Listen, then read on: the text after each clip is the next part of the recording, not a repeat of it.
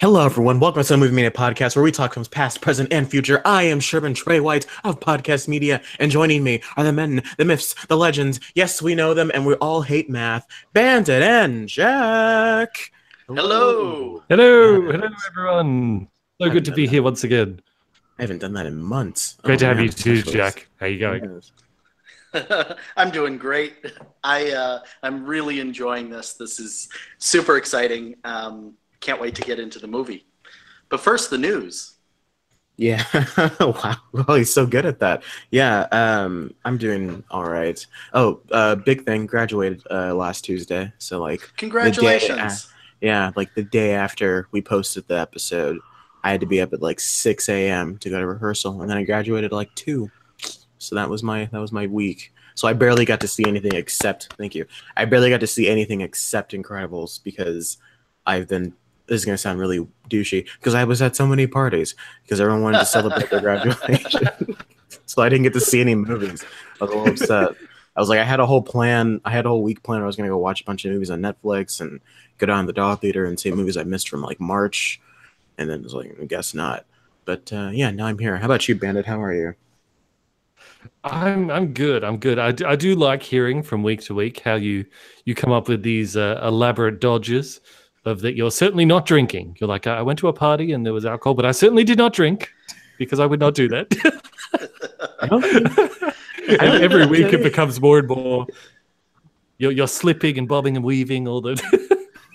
Because in America, isn't it 21? You have to be 21 to drink or something. It is 21 right, because we're stuck in 1929 or something. Because we can vote for the president. That's right. See, the beer. We can't be drinking that bootleg liquor. See. That's right. Next thing, I want a boat.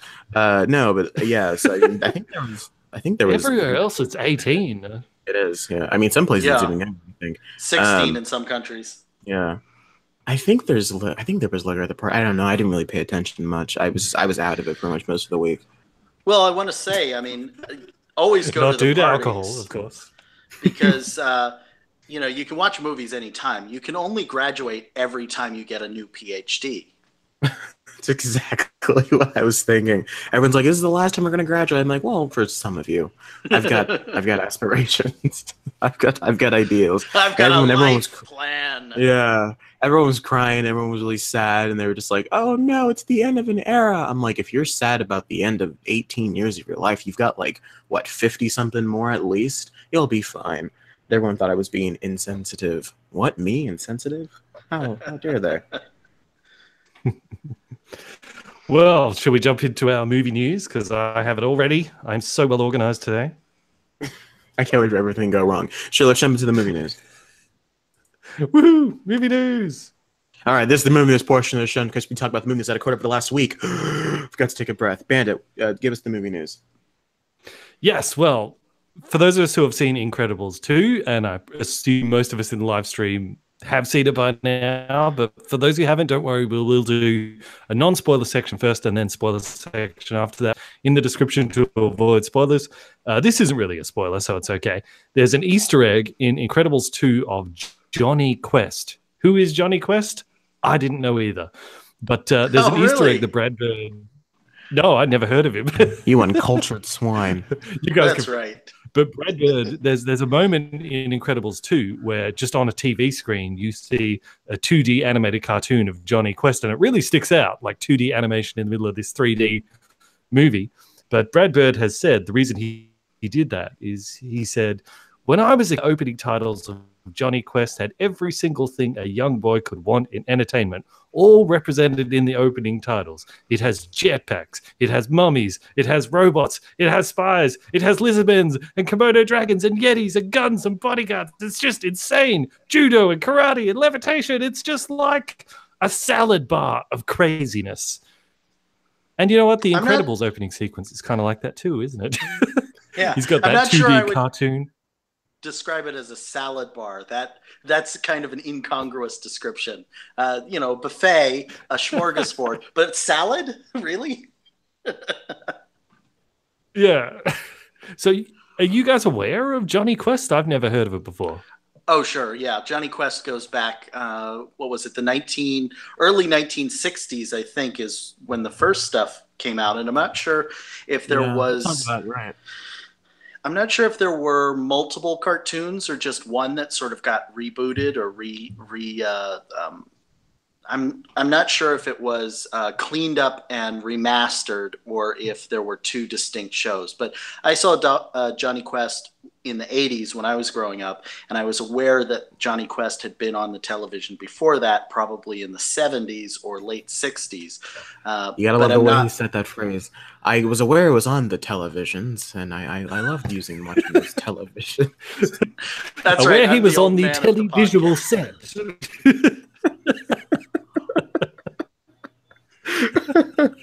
Sorry, I had to. No, it's great. Sorry, Jack, please go on. Well, just that Johnny Quest is kind of a major inspiration for a lot of adventure serials. Archer makes references to Johnny Quest quite often. I think pretty much anybody who was aware of, I mean, if you liked Indiana Jones, you probably had seen Johnny Quest at some point because it's a relatively similar kind of concept. Although it's a team of adventuring people, but that flavor of show for sure. Yeah. Well, you could definitely I'll have a look at it. I'm sure it's informed the Incredibles style. But other news: Warner Brothers is cracking down on Harry Potter fan festivals. Why? Because they're dicks. Here's the article says. Fan festivals around the country have received cease and desist letters that, according to the New York Daily News, Warner Brothers said are necessary to halt unauthorized commercial activity. The Harry Potter Festival in Chestnut Hill, Philadelphia, internationally recognized event that has drawn as much as 50,000 fans, has been forced to cancel the October event due to the legal pressure from Warner Brothers. The studio let the festival know that because of new guidelines, the festival could no longer use any names, places, objects, or images as part of the event. Because of this, the organizers realized that they could not hold the festival as they previously had, so the Harry Potter Festival has been cancelled, Wands and Wizard Family Night, with all the magic-themed events and a pub crawl. What are you doing, Warner Brothers? What are you doing? This doesn't make a lot of sense to me. It seems like fan festivals are exactly the way you increase your brand and make your franchise. Yeah. You know, it attracts people when you have festivals, and the opposite seems to be what they're, I mean, it just seems really strange to me. Yeah, I mean, it's Warner Brothers is always notoriously strict with their copyright stuff, especially on YouTube as well. Like, if you have a clip from Warner Brothers, forget it. Like, even if they do let it be shown, you're never going to make any money off it. So you have to avoid doing, and that's always puzzled me because I'm like, don't you want people to talk about your stuff? Don't you want to generate this internet buzz? But apparently not. But like Marvel, on the other hand, is fantastic. Like, if you have any copyright hits, 9 times out of 10 they clear. And you know, like the Marvel, like, why haven't they learned from Marvel? Marvel embraces the fan. They allow these things to go on. For many years, Star Wars, like, there was all this fan fiction stuff out there that Lucas never tried to sue anyone for making a Star Wars movie. It's like, this is good. It's all good. Like, especially considering how the Fantastic Beasts movies have been doing, they could use a bit of boost from that fan base. But yeah, not a very good strategy. What do you reckon, Trey? You're the resident Harry Pothead. Harry Pothead. I mean, I know that's what we're called, but it's Warner Brothers is in an interesting light right now, and I really think they're trying to keep hold. I get it. They want to preserve what they think is their sacred baby, because at this point, Harry Potter is probably the most profitable thing they have right now, because Lord of the Rings is dead. The Hobbit left a lot of bad taste in people's mouths. And so Harry Potter is kind of their big franchise, where even though I personally really disliked Fantastic Beasts, a lot of people really enjoyed it, and people are excited for the sequel. And if you hear screaming in the background, that's my father. He's watching sports. Just to preface. Yes, in case anybody caught on to that. And maybe they're planning something with it, and they don't, like, they're planning some kind of big event with Harry Potter, but I don't see what they have to worry about because they've got the theme park in Universal Studios, which is fantastic, by the way. If you haven't been, it's awesome. I don't know why they're cracking down on these things. I mean, Star Wars has their own personal convention, but unless they're starting their own convention, I don't see what the big deal is. Well, that's probably is that they are. They must be starting their own convention. Yeah, and I could understand, like, if people are selling like T-shirts with Harry Potter stuff on it unauthorized, maybe that's what's going on. But even so, you can work out some kind of arrangement where you get a piece. Like, don't just shut it down. Like, I mean, you want these things anyway. Do what the government does, and then take a cut of the profit. That's exactly what I thought they ought to do. They go, you're using our character, we'll take 25%. Yeah, simple as that. Yeah, so a Harry Potter tax. 50,000 people. 50,000 people. You said that's a lot of money. Like, that's a lot. I mean, that's a pretty reasonably sized convention. Yeah. And out of that 50,000 people, how many little kids are going to be taken to that and are going to get into Harry Potter because of going there? I mean, a lot. Yeah, like that's a factory to make fans, basically. But on Warner Brothers, continuing on with Warner Brothers, some of the people at Warner Brothers have talked about why they brought in James Wan to direct the Aquaman movie, which is finished filming now. The reason being is Toby Emmerich, film chairman at Warner Brothers, explained why they brought in a horror movie director for Aquaman. He says, meaning James Wan, he's a franchise. I would give him credit for what became known as the Conjuring universe. He initiated the Saw franchise, and he initiated the Insidious franchise, and he built on the Fast and the Furious franchise. His film, Furious 7, was the highest grossing one. So when you think of franchise makers and franchise builders, there are not many people who have that resume. That alone makes him an inspired choice. He's also made many movies as a director and producer, as for us at Warner Brothers, so we know him really well. So it sounds to me like they're bringing in James Wan because he's the perfect guy to give a franchise a kick in the ass. And we know that the DC universe certainly needs a kick in the ass. And Aquaman's probably a good place to start, because if you want to take some chances with Aquaman, great. No one's invested in Aquaman in the same way they are Batman and Superman. So, yeah, like as a DC fan, I really hope that James Wan can actually breathe some life into this corpse of the DC universe. So I'm glad he's on board. That if you've seen anything that James Wan has directed, then you know that he's a very talented and stylistic filmmaker. Even when he makes movies that I'm personally not a fan of, like his entering the Fast and Furious franchise, he's able to bring this different feel to it that isn't in the other films. And if any of you guys have not seen the first Conjuring or the first Saw film, I'd say those are probably his best, and those are both very, very good movies. And so I have absolute faith that he's going to make this movie weird and interesting and really kind of expands the world.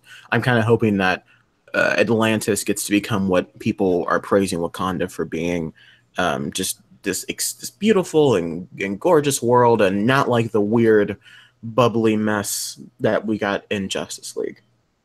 Well, I think there's another reason, too, which is that Aquaman has this historic problem of being seen as kind of a silly character.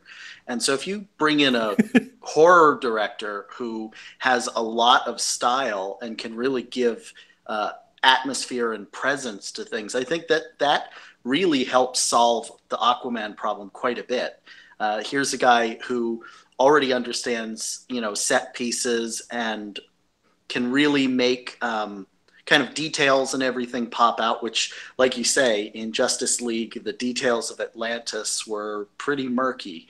So there's a lot that he can bring to it just in terms of a sense of seriousness without being serious in a way that takes away from the fun. I think he can be a very fun director who also lends credibility. I guess I'll say that instead of seriousness. Oh, Aquaman. Do you reckon they're going to have his seahorse, him riding a seahorse? I'm sorry, or his octopus friend, the little, what's his name, Odo or something like that. I'd like to could see be him have a made giant great. octopus friend, like his Yeah, Chewbacca. Kraken. Yes, they could make it like a cool looking Kraken thing that just sort of follows him around. It is like, thank you, Odo. And it like will strangle people and stuff. I mean, that could work. That could work. Absolutely. But I think they're doing because where they filmed it near me, and because the whole story of Arthur Curry or Aquaman, he sort of grows up. Yeah, his dad works in a lighthouse, and he sort of grows up on Earth, and then finds out he's Aquaman later on. Yeah, since they were filming down near a lighthouse, they're probably going with that story. I was kind of hoping they'd just skip it and just get to the good stuff where he's already king. But they established in Justice League he's not already king. They're like, who are you? We don't know who you are. You don't belong here. So who knows? Who knows? Yeah, I think they're going to have to do a little bit of backstory for him. It didn't work in Justice League to have these characters just kind of tossed in at the last minute. And they did everything backwards. They didn't give each character their own independent movie, except for Wonder Woman, of course. So really, they do kind of need something. Now, if they do it better than average, or they take care of it in kind of a succinct way, that's all the better. But yeah, they're going to have to deal with Aquaman's backstory. He's too weird of a character to just kind of accept. Yeah, yeah. I do wonder, though, if they're going to go with the new 52 version of Aquaman, where even in that universe, everyone kind of makes fun of him for being the guy who talks to fishes. So, like, they sort of, like, reflected that in the new 52, and it worked really well. And it's like he's at a shop and he's eating, like, fish and chips, and everyone's like, oh, he's eating fish. And he's like, oh, God. It could work. It could work with Jason Momoa. I guess we'll have to see. So, well, that's all I got for news. Hey, Trey, did you have any homework you want to talk about? Because I saw the Iron Giant. My homework was trying to get any sense of. Can they not hear me? Am I here? I can hear me. you. They can't hear me. Yeah. Go ahead. Okay, good. Oh, because I was talking, then you went Trey. I was like, oh God, am I talking to myself again? My homework was trying to get sleep after all the parties I had to go to. So yeah, no, I'm kidding. But no, I didn't say anything. Okay, well, homework. I said last week I would see Brad Bird's Iron Giant that you Trey, and Trilby were just raving about. Watched it on Netflix last night after I saw Incredibles 2. And I feel like I kind of feel like I'm not ready to talk about it yet, because it feels, even though I am going to talk about it, but it kind of feels like with Brad Bird movies, it's like you see them and you go, that was great. But it's like I feel like I need to digest it more to sort of really. I was pretty set on my Incredible opinions as I walked out of the movie. I was pretty sure on my Incredible 2 ideas. Sorry, no. Yes. Go ahead. Talk about. But with the Iron Giant, I'm like reflecting back on it. I'm like, that was a good movie. I enjoyed it. It had this kind of like you just had a good feeling watching it, like with a lot of Brad Bird's movies. But I'm thinking about it, and I'm like, I wonder what message he was trying to get across. Like with Incredibles, I understand what message he was trying to get across. I'm not too sure with Incredibles 2 either. But with this one, I'm like, Disney needs to make money. I don't know what he was trying to say. I mean, was the Iron Giant supposed to be a metaphor for this kid's absent dad, or was it like an anti-nuclear weapon, anti-gun kind of thing? Well, I think that's why the movie works sure. in many ways, is because it's got those layers, much like the first Incredibles. You can look at it as a homage to, a simple homage to classic movies, or you can look at it as just a simple best friend story or metaphor for stuff like losing your father and stuff like that. I mean, there's all these things that Brad Bird brings to all of his movies. At least he did at a time. And what made the Iron Giant so, I, for lack of a better word, incredible, was its ability to feel so real despite it being a bunch of drawings. I don't know, but back to your thing. But I mean,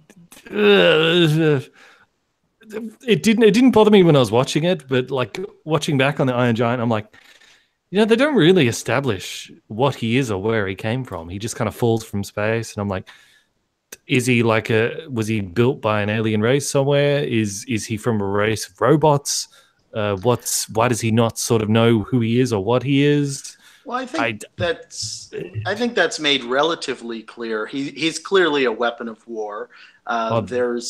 There's little bits that kind of tell you that he's part of a conflict that doesn't even involve Earth. That, you know, he's one soldier in, you know, probably some intergalactic war or something, who just kind of got knocked off course and ended up on Earth. At least that's what it sort of seems. And it's weird. There's a little bit of almost a battle angel Alita aspect to him, in that he doesn't know who Especially he is, when doesn't know what the conflict was. Yeah. And when he goes full War of the Worlds and he starts blowing everything up, and it's you sort of see what he was designed for. And they do mention he's got this dint in his head that sort of knocked out part of his memory, so he kind of doesn't know who or what he is. But I'm just not sure what Brad Bird was going for. I'm not saying it's bad. I'm just saying I feel like I need to digest his movies a bit more. This seems to be a common thing with Brad Bird. Like when Incredibles first came out, like the Nostalgia Critic and his brother, they made this point when in their review of Incredibles 2. They said when the first Incredibles movie came out, everyone was like, yeah, it's a good movie. But over time, looking back on it, we're like, that's a really good movie. So right, I feel like layers.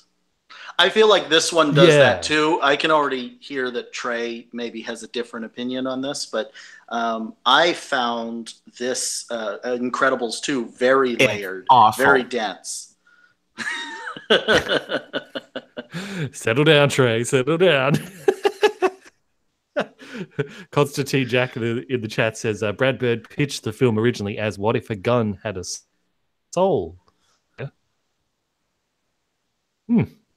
Yeah, that this is one of the reasons I'm sure you guys are aware of why people were so annoyed with the inclusion of the Iron Giant in Ready Player One, because it seemed to completely reject everything that the actual movie, the Brad Bird movie, kind of established with that character.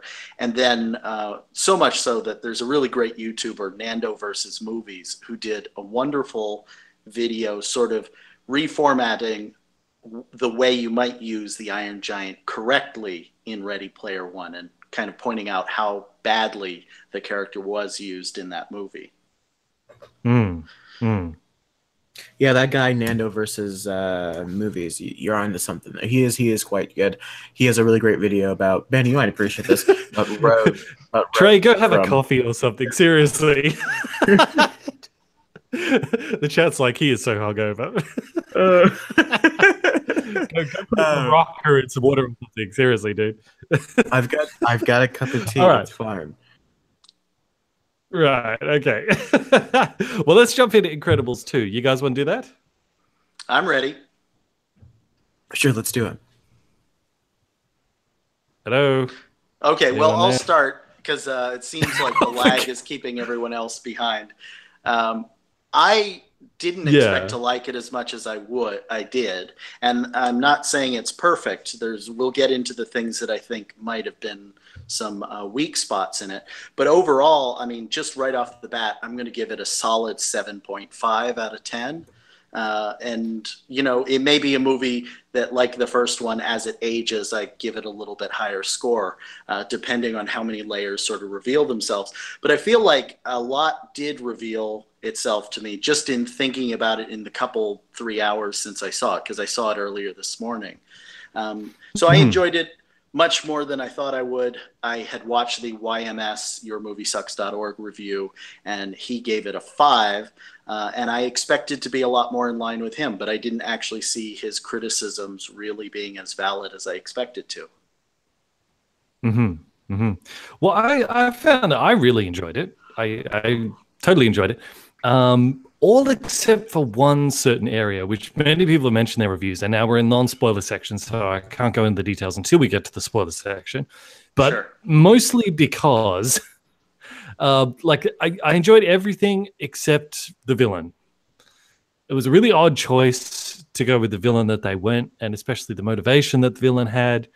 And I've been thinking about it since then. I was like, there's so many different directions they could have gone with villains. So I don't know why they chose that. But everything else outside of that, I really, really enjoyed.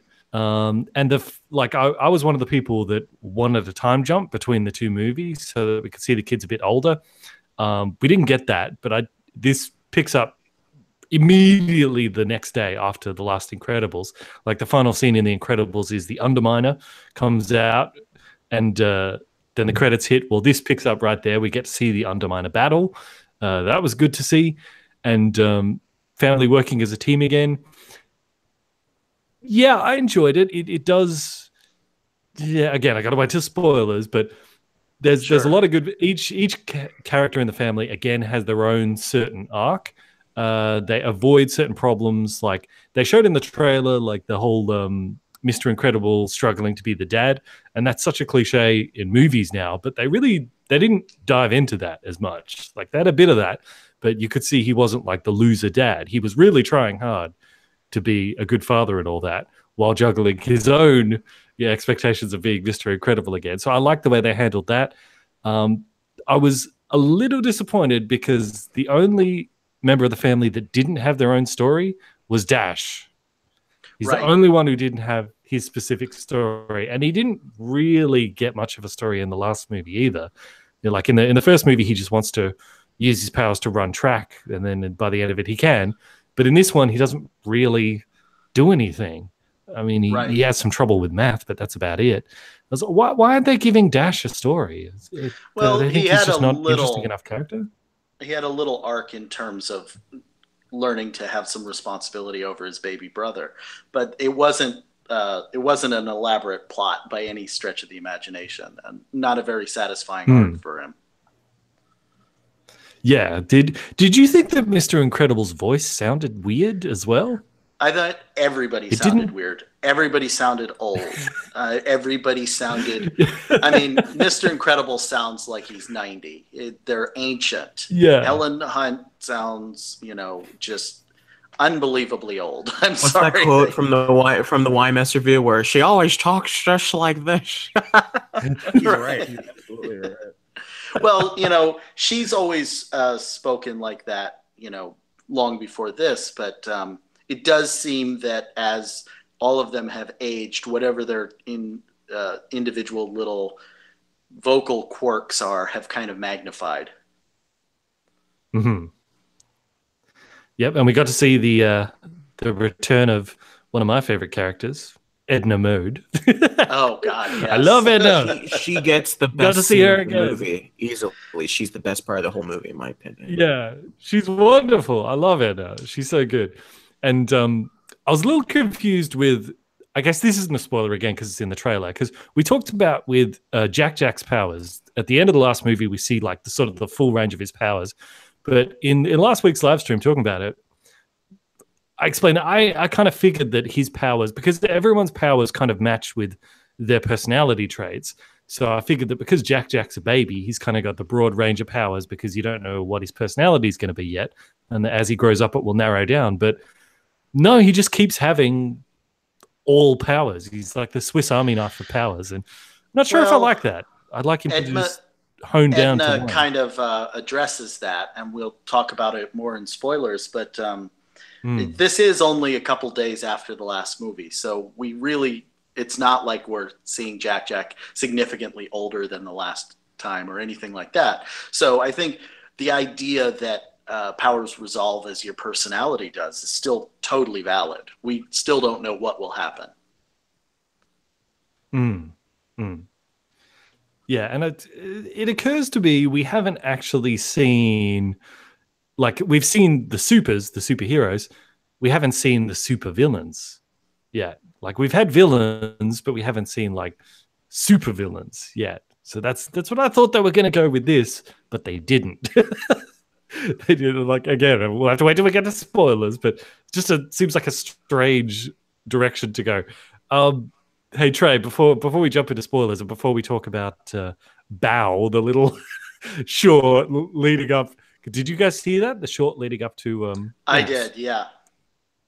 Yeah, we'll have to talk about that too. But Trey, do you want to explain why, without giving spoilers, why you hated this movie? Okay. In your grumpy hungover state that you're in now. I suppose I should clarify. I'm not hungover. I'm just really tired, guys.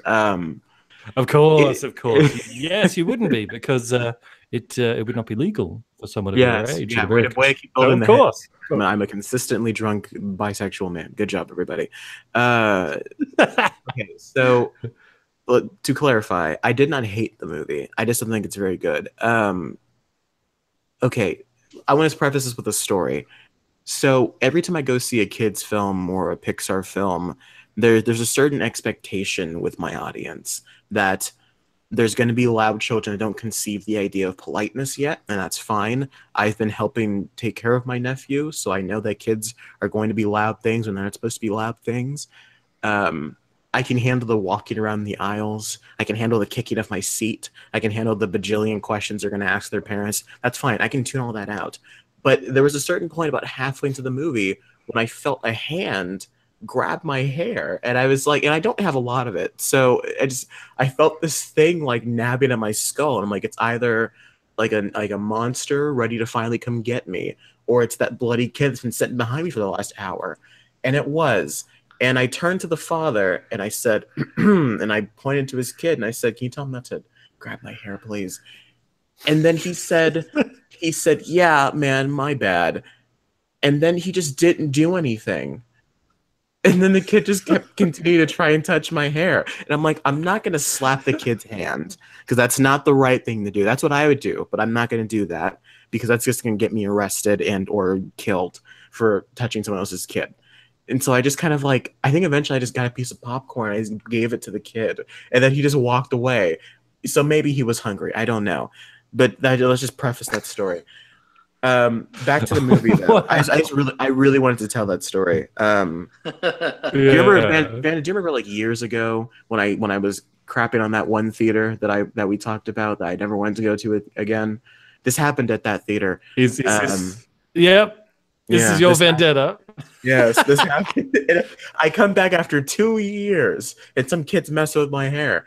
No, but the movie itself, it's a shame because Brad Bird has seemingly forgotten why we love his movies, and I think, and I didn't blame Tomorrowland on him because I feel like Damon Lindelof really wanted to ask a lot of important questions and make the audience try and answer them, and they forgot to make a good film because of it.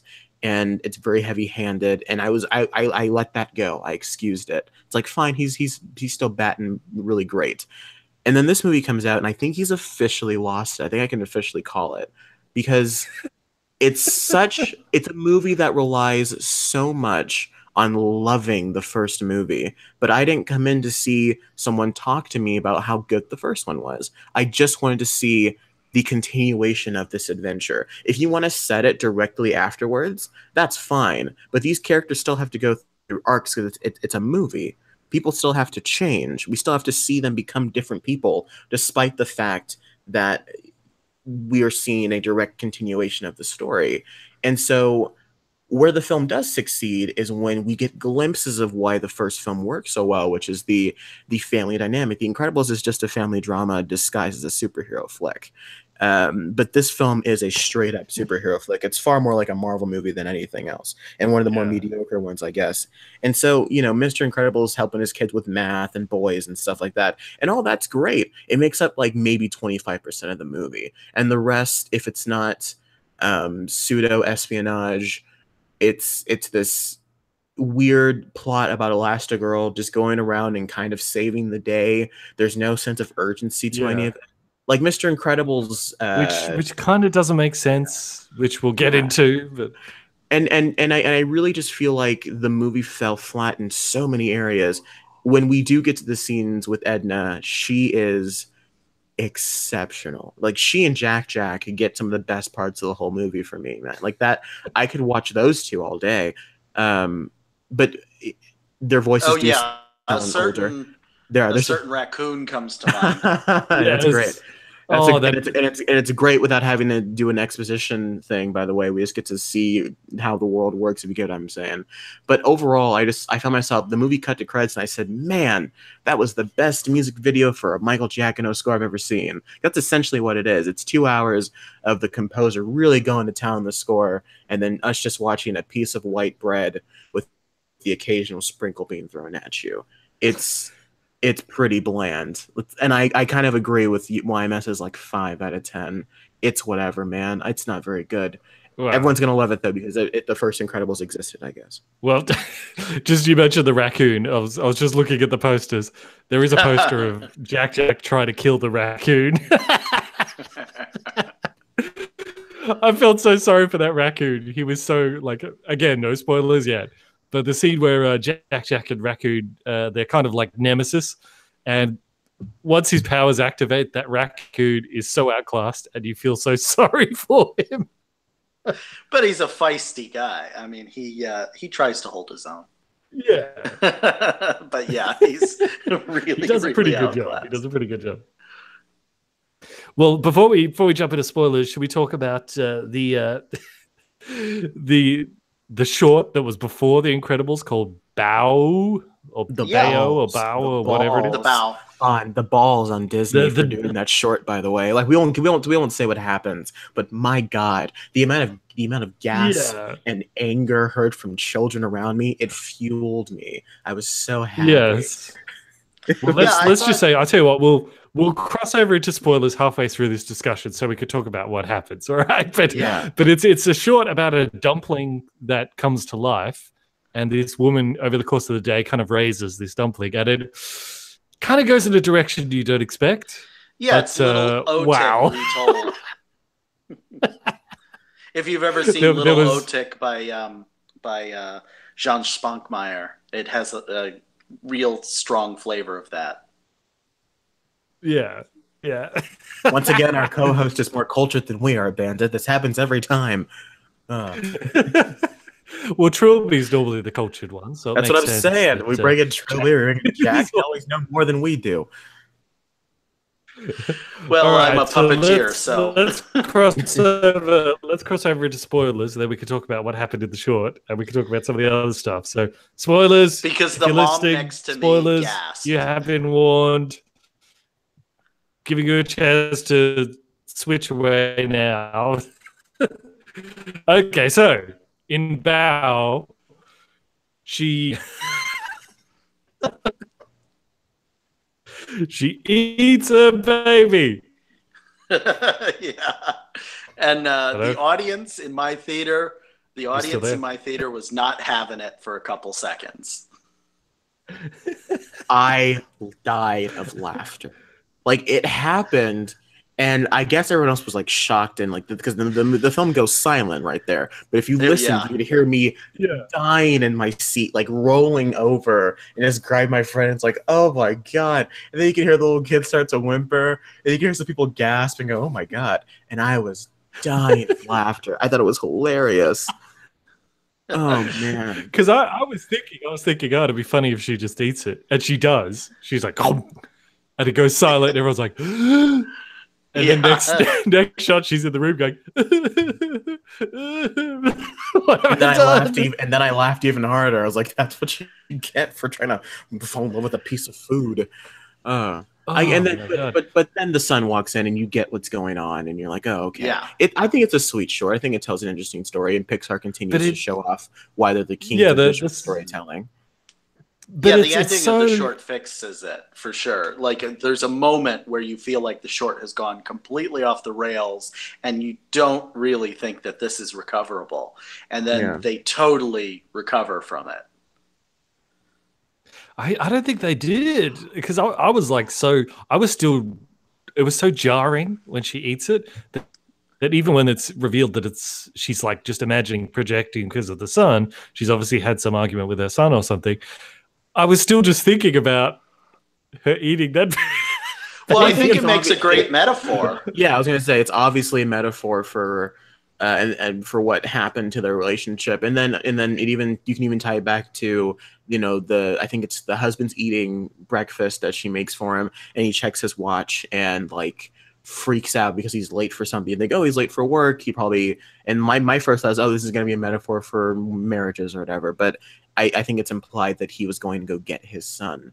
I think that's absolutely it. Yeah, and they were probably spending the day of have had to break the news to the mom that he was back home. And I think it's, and we see the same girlfriend, and it all ties itself back together in the end. I quite enjoyed the short. Yeah. So I didn't realize that. I didn't realize that. I figured he just went to work. Okay, right. That's what you're meant to think in the beginning. And you're meant to think, like little Otik, that that she's just incredibly lonely, and maybe they're childless, and this is her coping mechanism. And it's amusing that the entire sort of growth period of her son, from little tiny baby to 20-something-year-old boy, kind of happens within the course of a day.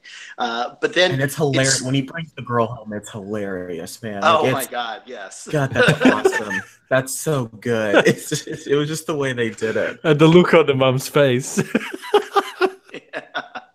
Yeah. Well, there's this. I think the illusion starts to break down at that moment when it starts getting dark, and that's about when he brings his girlfriend home. Well, if the dad was just off at work, then wouldn't he be home by now? That's what I was thinking, and of course that's why I think the reveal works so well. That yes, of course, the dad went to go get the son and to kind of put this meeting back together, put this family back together. Yeah, I think my first thought when I saw it was, oh, she's imagining like why she probably that's probably like the why she doesn't have a kid, because she can't raise it properly, something like that. I thought they were going to go far darker than they did, and then she ate it, and I was like, that's hilarious. I was more laughing at my audience more than anything, but man, oh, that was awesome. Oh yeah, I would have been one of the other audience members. I was just shocked, and it reminded me of a certain moment. I just saw Hereditary the other day. No spoilers. No spoilers. There's a moment in that where the movie just kind of stops in shock, and it felt like that moment. And anybody who's seen Hereditary and then seen this short, it's amusing that I should even juxtapose the two, but I think you can understand why. What was I gonna say? What was funny, what was also hilarious, it was because they had a little like featurette thing right before the movie started. Like all the previews happen, and then the lights go down, and then you see like Brad Bird, everyone talk about like, hey, we know you've waited 14 years for this movie, everything's fine. Like they had this cute little thing of saying it's worth the wait. I think they even had a hashtag or something, and a little marketing thing to say, we now present to you, ladies and gentlemen, Incredibles 2.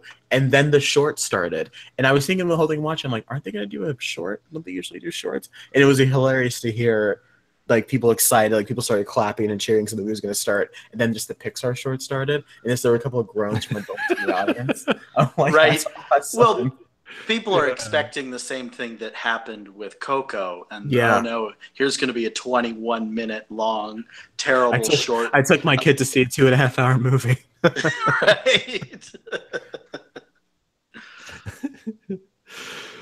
Should we jump into spoilers for Incredibles 2 then? Yeah. Incredibles 2, yes. Now, I think it might sound like I'm attacking the movie here, but I'm not. This is just the one thing that I didn't like about it. I liked everything else in it except the villain. I don't understand why they recycled pretty much the same villain and motivation from the last movie. I was like, really? The same thing really, as like the first movie.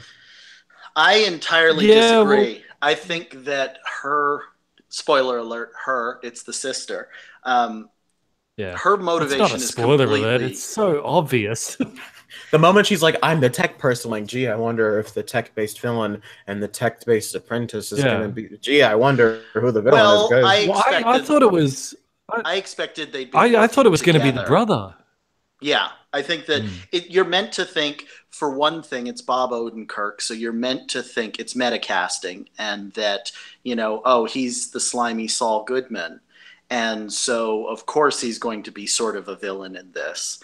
And it seemed to indicate, I mean, we knew from the very first moment that he was going to be at least somehow involved with the plot, the villain plot. When Helen stops the train, right from the beginning that the brother is somehow involved in the screenslaver villain.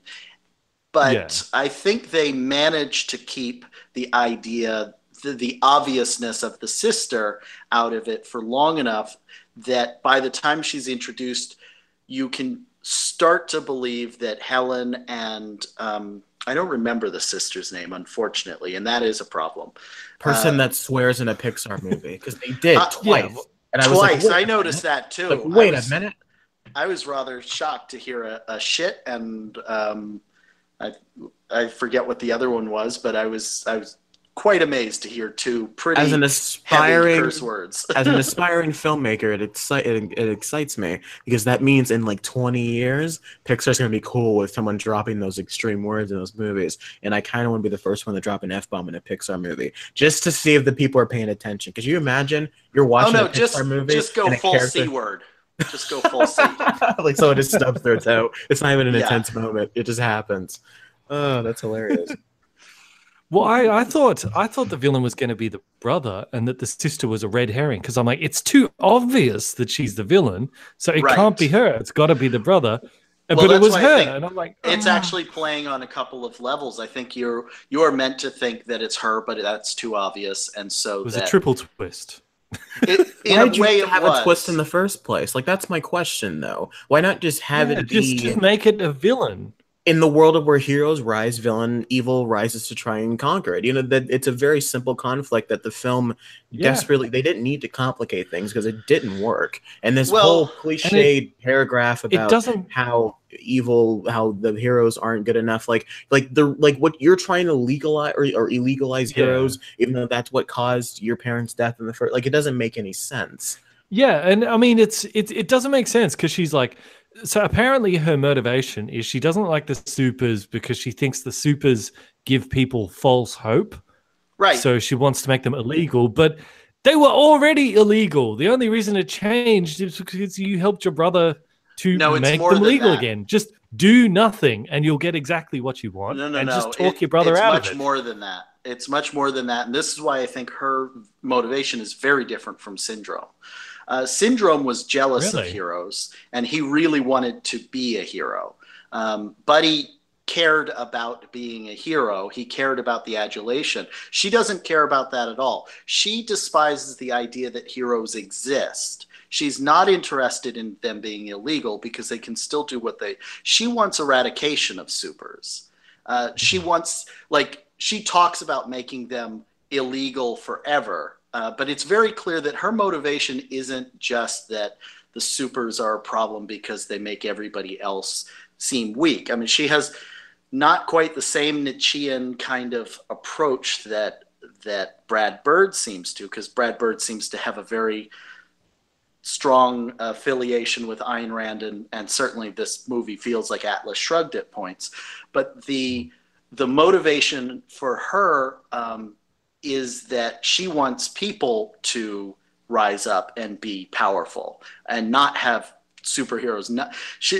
Her message actually resonated quite a bit with me. I feel very much that the idea, this is in the sort of screenslaver speech over the teleprompter, that her desire to see people sort of become active in their own lives and not sort of slavering automatons who just watch entertainment on TV.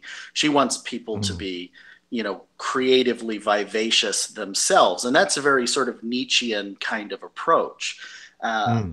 So, I mean, for me, I found the villain's motivation quite strong. And perhaps there's certainly elements that don't convey it well enough. And part of that is that she does sort of have this Helena Bonham Carter kind of schlubbiness about her. She's almost a Marla Singer from Fight Club type character. But there's definitely a strong philosophy behind what she's doing. And if anything, I would have liked to see that strengthened quite a bit more. And she's very much... she wants people to take personal responsibility, and that's her argument with her brother. She doesn't believe... But weren't they already doing that when the supers were made illegal? No, because the thing is that this didn't mean that people were necessarily doing for themselves. I mean, she had a larger, almost anarchistic goal, and that goal had to do with, this sort of ultra rugged individualism, which is the other side of the coin when you're doing sort of an Ayn Rand style philosophical movie.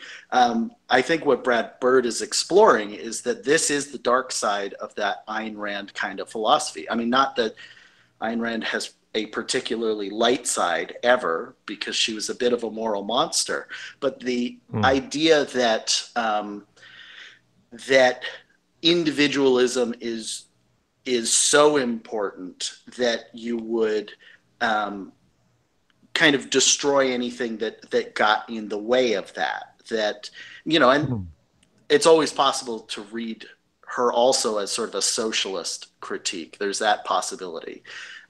Really? You got all that from her motivation? Really? Oh, I mean, that speech through the screenslaver scene is quite revealing. Yeah, but I mean, that's sort of the front she puts up to people. But I thought her motivation really came down to like the difference between her and her brother with what happened over their father. Like the brother's take on it was, if supers were legal, their father would still be alive. Her take on it was, well, he should have actually not been an idiot and gone into the panic room. And she's right. If he had just gone into the panic room, he should have done for himself. That's what she admired. Exactly. She is a self-made person. She and her brother have opposite sides of the. But the fault then is not supers. The fault then is their dad was an idiot. Because even if supers did answer that phone, they would not have gotten there fast enough, unless they had super speed, to stop him from getting shot.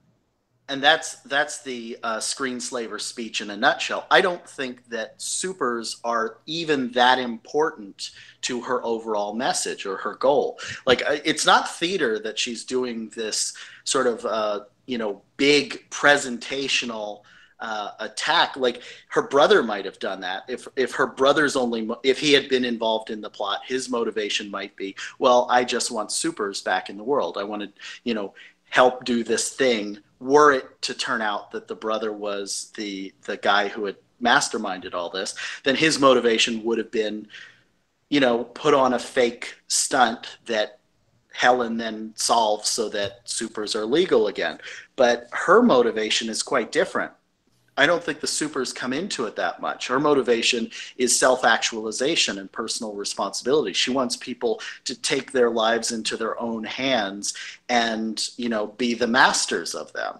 Again, that sort of, very Nietzschean kind of approach. And supers make everybody sort of feel, in a way, safe and like the world can kind of go on without them. There are other people to do these things. Now, she's this self-made person who's created all these gadgets, and she's, this very great tech person, but she doesn't have a lot of charisma. She represents this other side of the capitalist coin in terms of, you could almost see the brother and sister almost like Jeff Bezos' personality divided in half, I'd have to watch it again. I'd have to watch it again. I didn't get the sort of socialist capitalist vibe with the juxtaposition between her and her brother. Well, Jack, let me ask you something, if I may. Like, okay, so because we've been talking this villain thing for a while, and it's the thing that it's the film's Achilles heel, according to Bandit. But did you have any other things that that you had issues with, that you took umbrage with? Like, what made this movie good for you? If I guess is what I'm trying to. Well, I think that the movie was largely good. I felt like it had a bit too much setup. In the beginning, it did feel like there were moving parts, pieces into place a lot. And maybe that's just what it kind of had to do because it was setting up directly after the last one.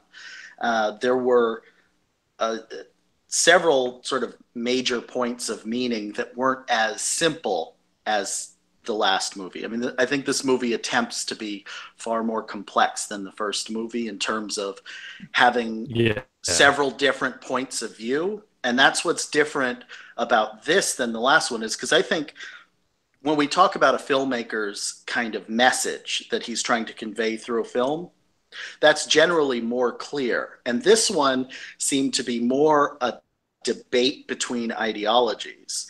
And it wasn't so much that the filmmaker had a message as much as he was trying to give different aspects of maybe the same debate to different characters to kind of work out. And maybe that was a bit messy.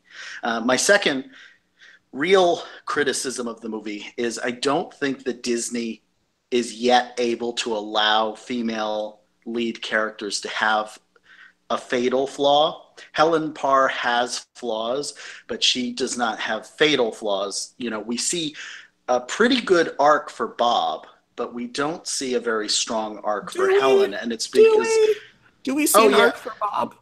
He has to let go of a lot in order. He has to. He's clearly an ego-driven character. He has to swallow that pride. He absolutely comes to see sort of the greater good. Did that not seem regressional? But didn't we already do that in the last movie? Yeah, I mean, why are they repeating that? Humble.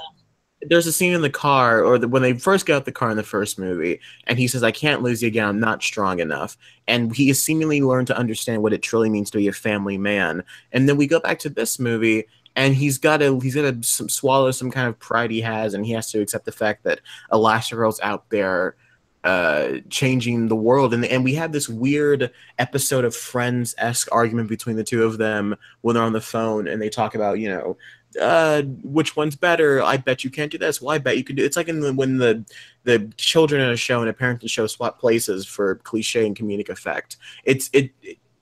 Did Bob really have an arc? I don't know. I feel differently, I guess.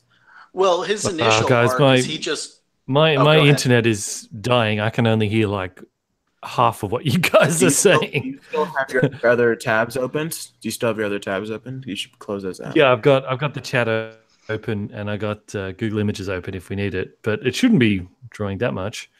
Okay. But anyway, let me just circle back while I can. Okay. With the villain, like, I'm sorry to keep going back to the villain, but it's the only thing I really had a problem with.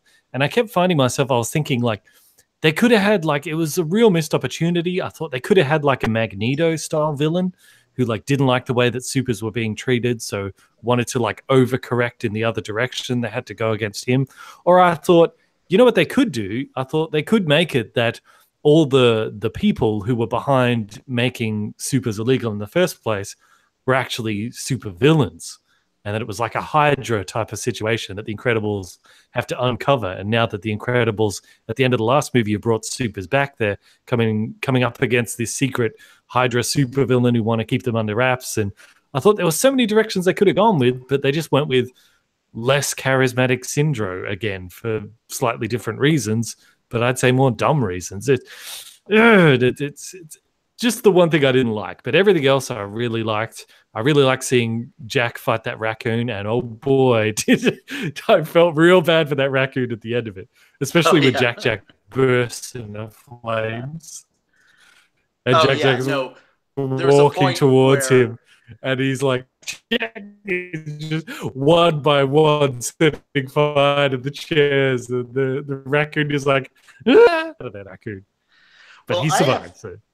I have an interesting sort of theory. I have the sense that it's always possible that Geahk becomes a villain in a future movie.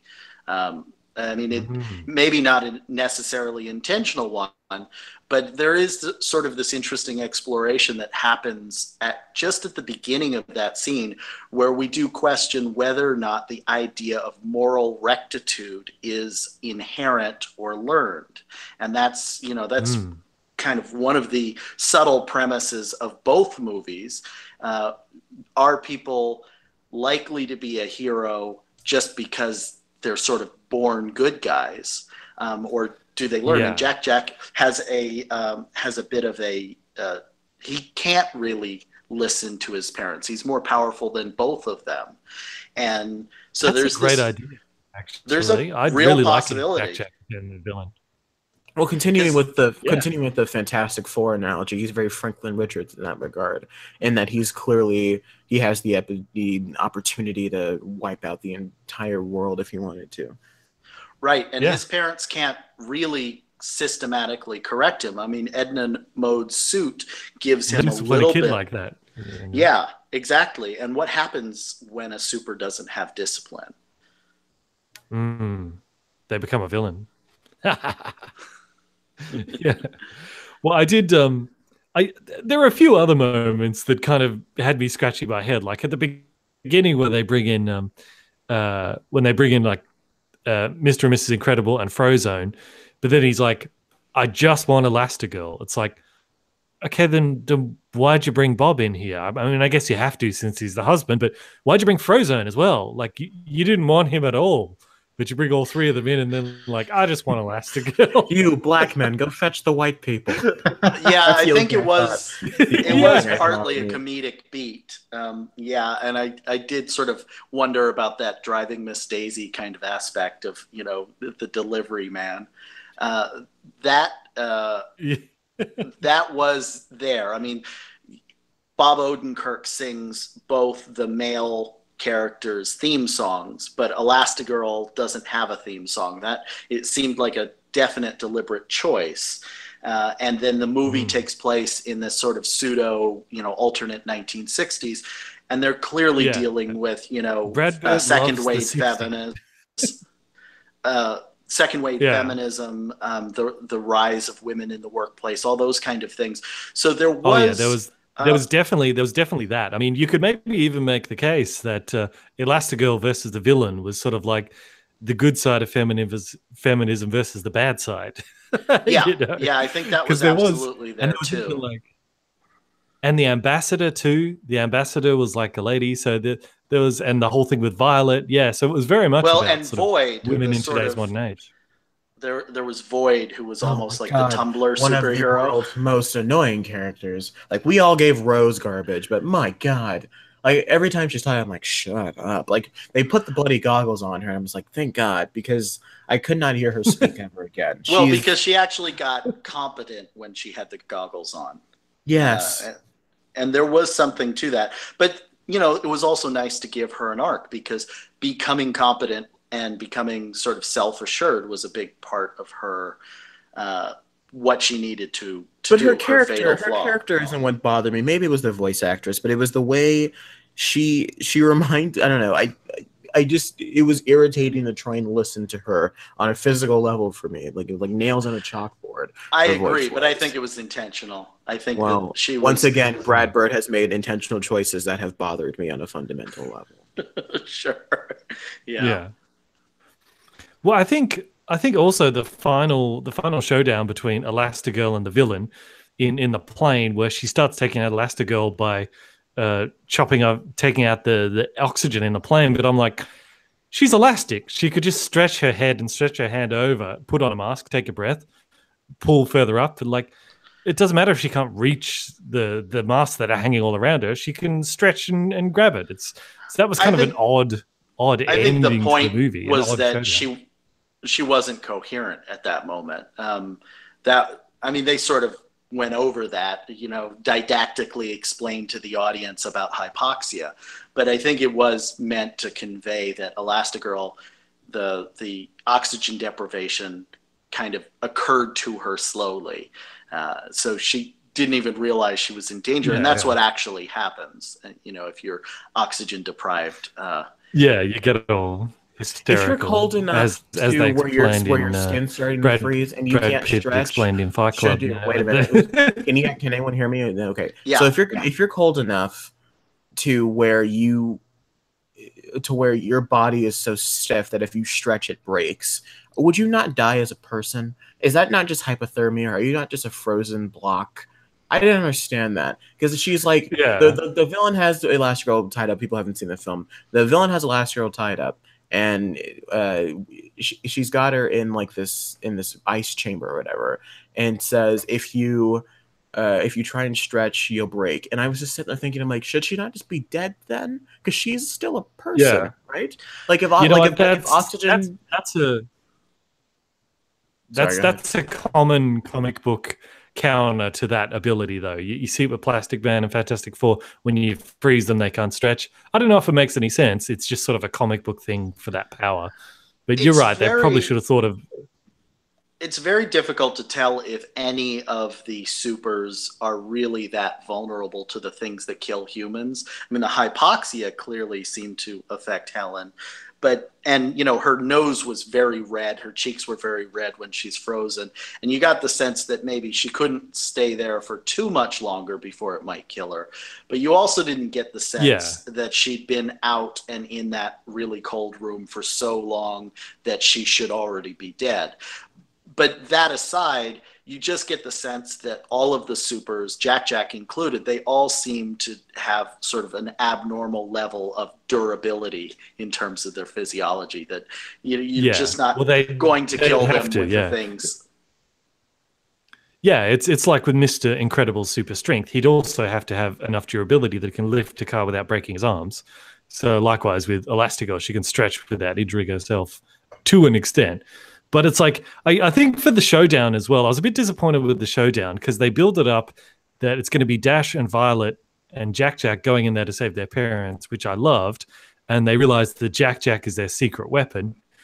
And I'm like, oh, this is fantastic. They're going to find ways to like utilize his powers. And in the end, no, it just turns into them chasing Geahk around the ship until Geahk accidentally knocks the glasses off the mum. And I'm like, that would have been a great moment for Violet and Dash to shine, and that they could figure out a plan to get the goggles off their parents somehow. I absolutely But instead, agree. it just sort of randomly happened.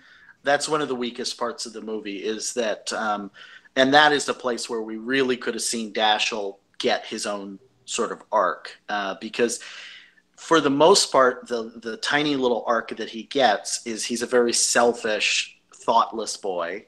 And he becomes a little less selfish and a little less thoughtless. I mean, there's one moment that I think is kind of shocking, and Adam from YMS brought this up, that he's eager to fire the missiles on the Incredibile when it's in some other location where he has no idea if those missiles are going to hit people around him.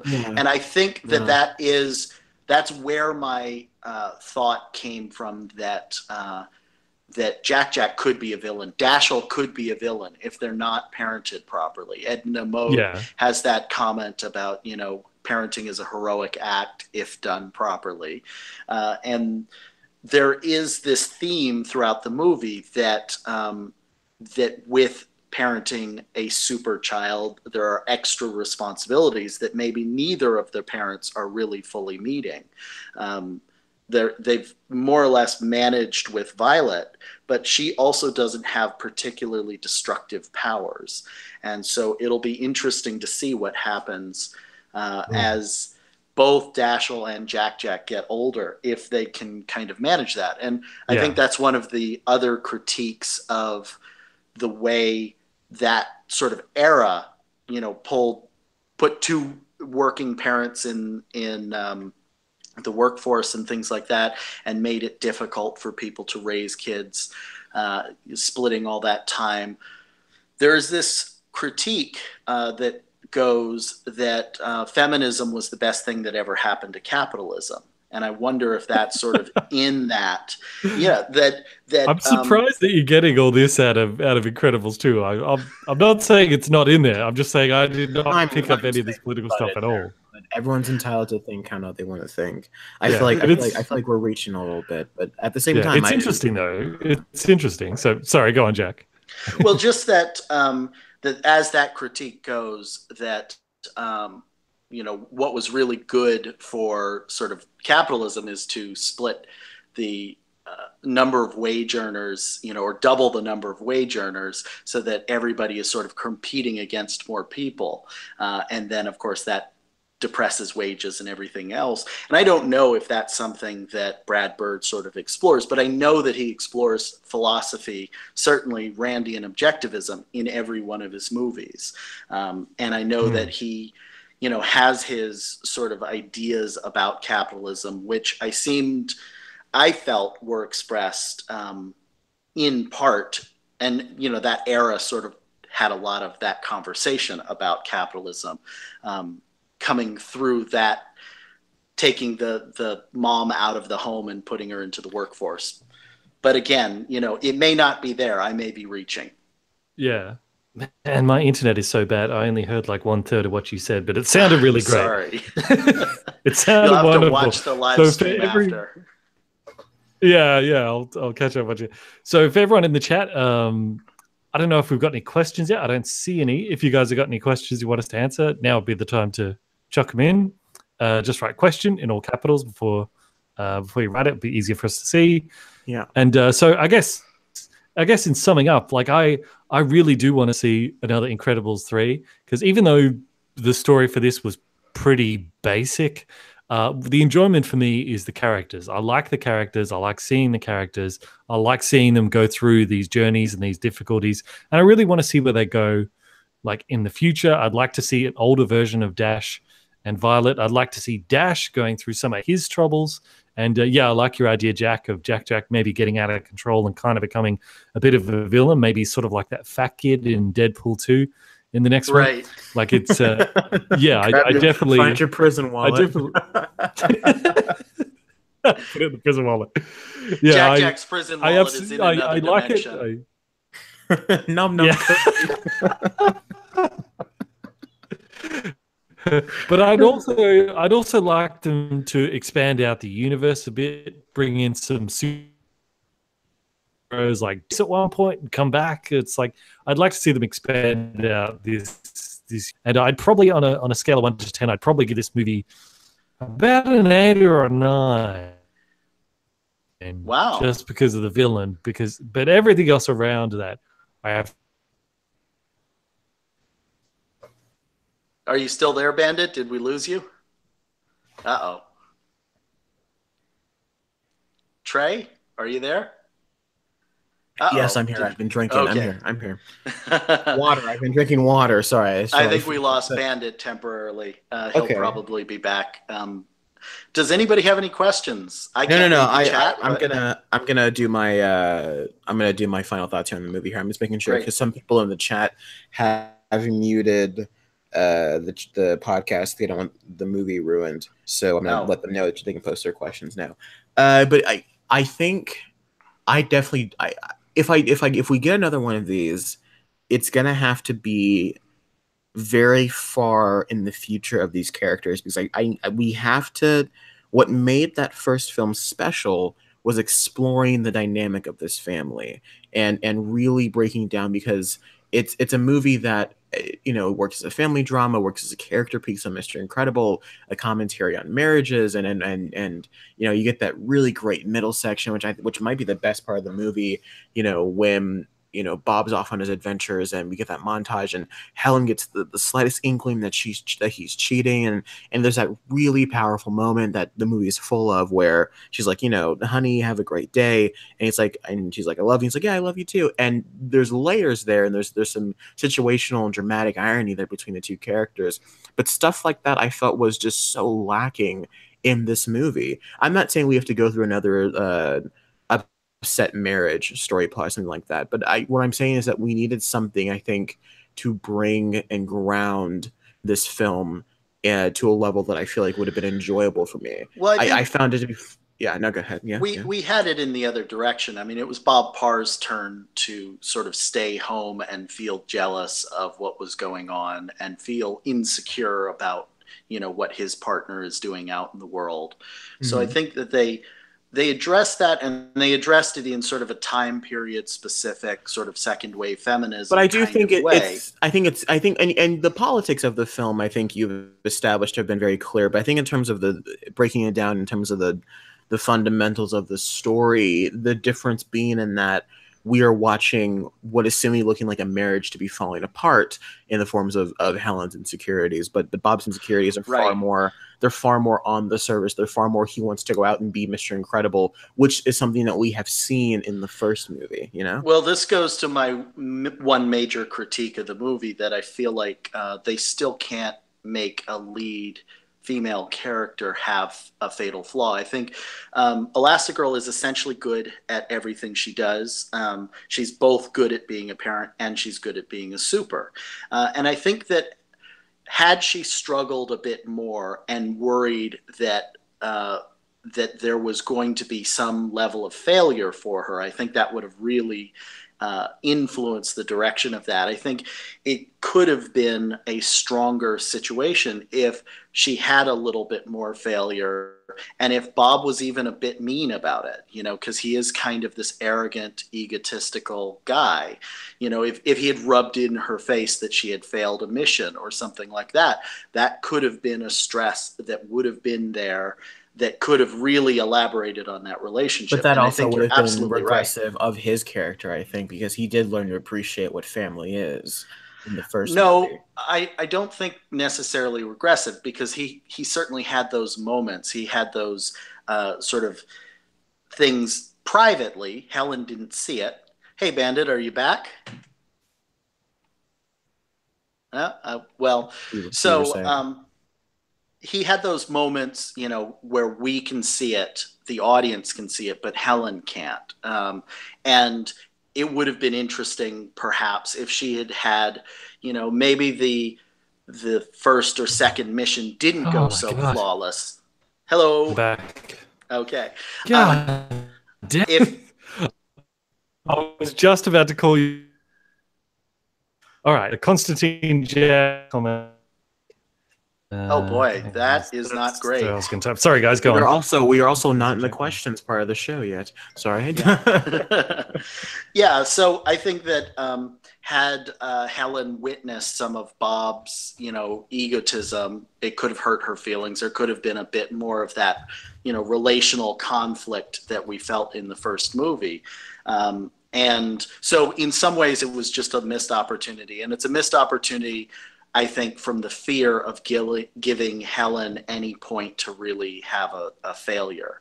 And I think that Helen is a very strong character. She's a really well-written character, but I think she could stand to be even better, were she to face failure a little bit more. Well, I think you bring up a good point. Yeah, she's pretty much perfect in every way. I think you bring up the interesting she has point no flaw. of giving a character, the female character, a flaw in that, and to make it the very dangerous, very risky take of bringing back The Last Jedi. One of the big complaints about Rey in The Force Awakens was that she seldom faced any character challenges. She received a lot of plot challenges, but she never had anything to overcome in terms of her character. And but the film did still receive a lot of praise. Cut to Last Jedi, and we see Rey struggling with the idea of identity and the concept of maybe she's not special, and we just see people manipulate that in the form of Kylo Ren, and and so you do see this layer of I presume that's been couldn't resist. Because he's a 12-year-old man. See, whatever you say, Last Jedi, that's just the noise that sort of summons up from the Force. Excuse me for trying to have a point in the conversation. Oh, Jesus Christ. Anyways, my point is, it makes sense, Jack. It makes sense, Jack, that when you brought up the idea of them not wanting to challenge the idea of giving a female character a flaw too much, because, they tried that before, but I don't know. It makes sense. Well, I think it's just this is a time period. One thing that I'll notice that's a trope in movies, and it's in both Deadpool movies as well, is that if you have a female lead, then you have to provide her with a female villain, because a male character should never beat a female hero in any of these movies. That's just sort of an unspoken rule. So in the first Deadpool, that was Gina Carano. And in this, they have the villain to fight Helen Parr so that she doesn't, come in conflict and potentially lose to any male character. And I think that that's just a period that we're going through, that this is a rule that some director at some point will challenge that rule and tell a story that is really good, that provides us with a really solid yet flawed female lead who, maybe gets beaten and then comes back and goes through, a full arc. And so we're not yet at a point where we're seeing really full fleshed out arcs for female leads. Did you see 10 Cloverfield Lane? I thought that one had a pretty well fleshed out arc for that female character. Oh yeah, no, that is a really good, accepting the the last 10 minutes, of course. I think everybody agrees the last 10 minutes is we'll particularly contact strong. But Dan Trachtenberg's film, not what J.J. Abrams added on later on. sure, yeah.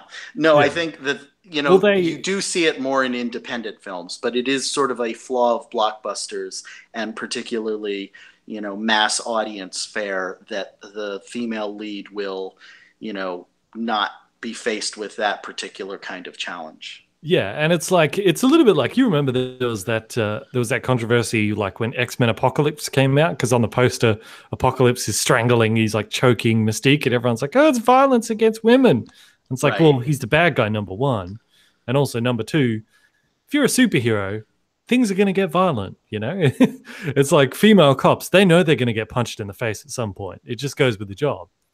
So it's like Elastigirl knows she's going to get punched. Violet knows she's going to get punched. So I think it's all right. They can. Well, even in this, when, you know, she is mind controlled and she attacks Bob, you know, even in that scene, Bob isn't allowed to really win against her in that moment, which is, I mean, I think it's fine. It's not like I want to see, you know, the male character beat the female character, but I do want to see female characters be challenged better.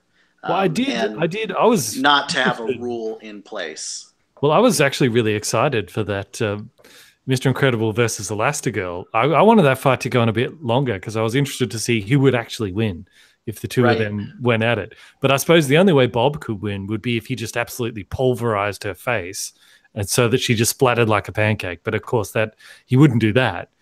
But she's really got the edge on him with her powers, because she can, like, just like in the first movie, how he got stopped by those sticky balls that stuck to him and inflated. She could do that. She could wrap like an anaconda around his arms, and he just couldn't move. So it's like, yeah, she'd probably win unless he went like maximum violence against her, which he wouldn't do with his wife. Well, no, I mean, I think it's possible that he could grab wrists and ankles and kind of just hold those. He could tie her in a knot. There's a certain point, break her arm. Well, I don't know if you can break her arms. I don't even know if she has bones. I think it's possible, because we saw her in this movie wrap her entire body around the torquiest part of the drill.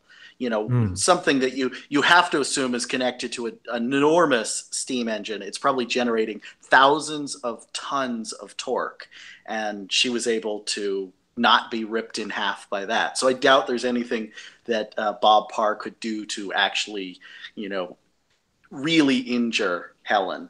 But, you know, the same... stretch her far enough, I guess. That's the thing, is I don't know if she can be stretched that far. Based on what we saw in the engine room, I think she's pretty close to immune to being stretched a certain point. Well, I mean, Edna Mode does mention in the first movie, the suit stretches as far as you can without injuring herself.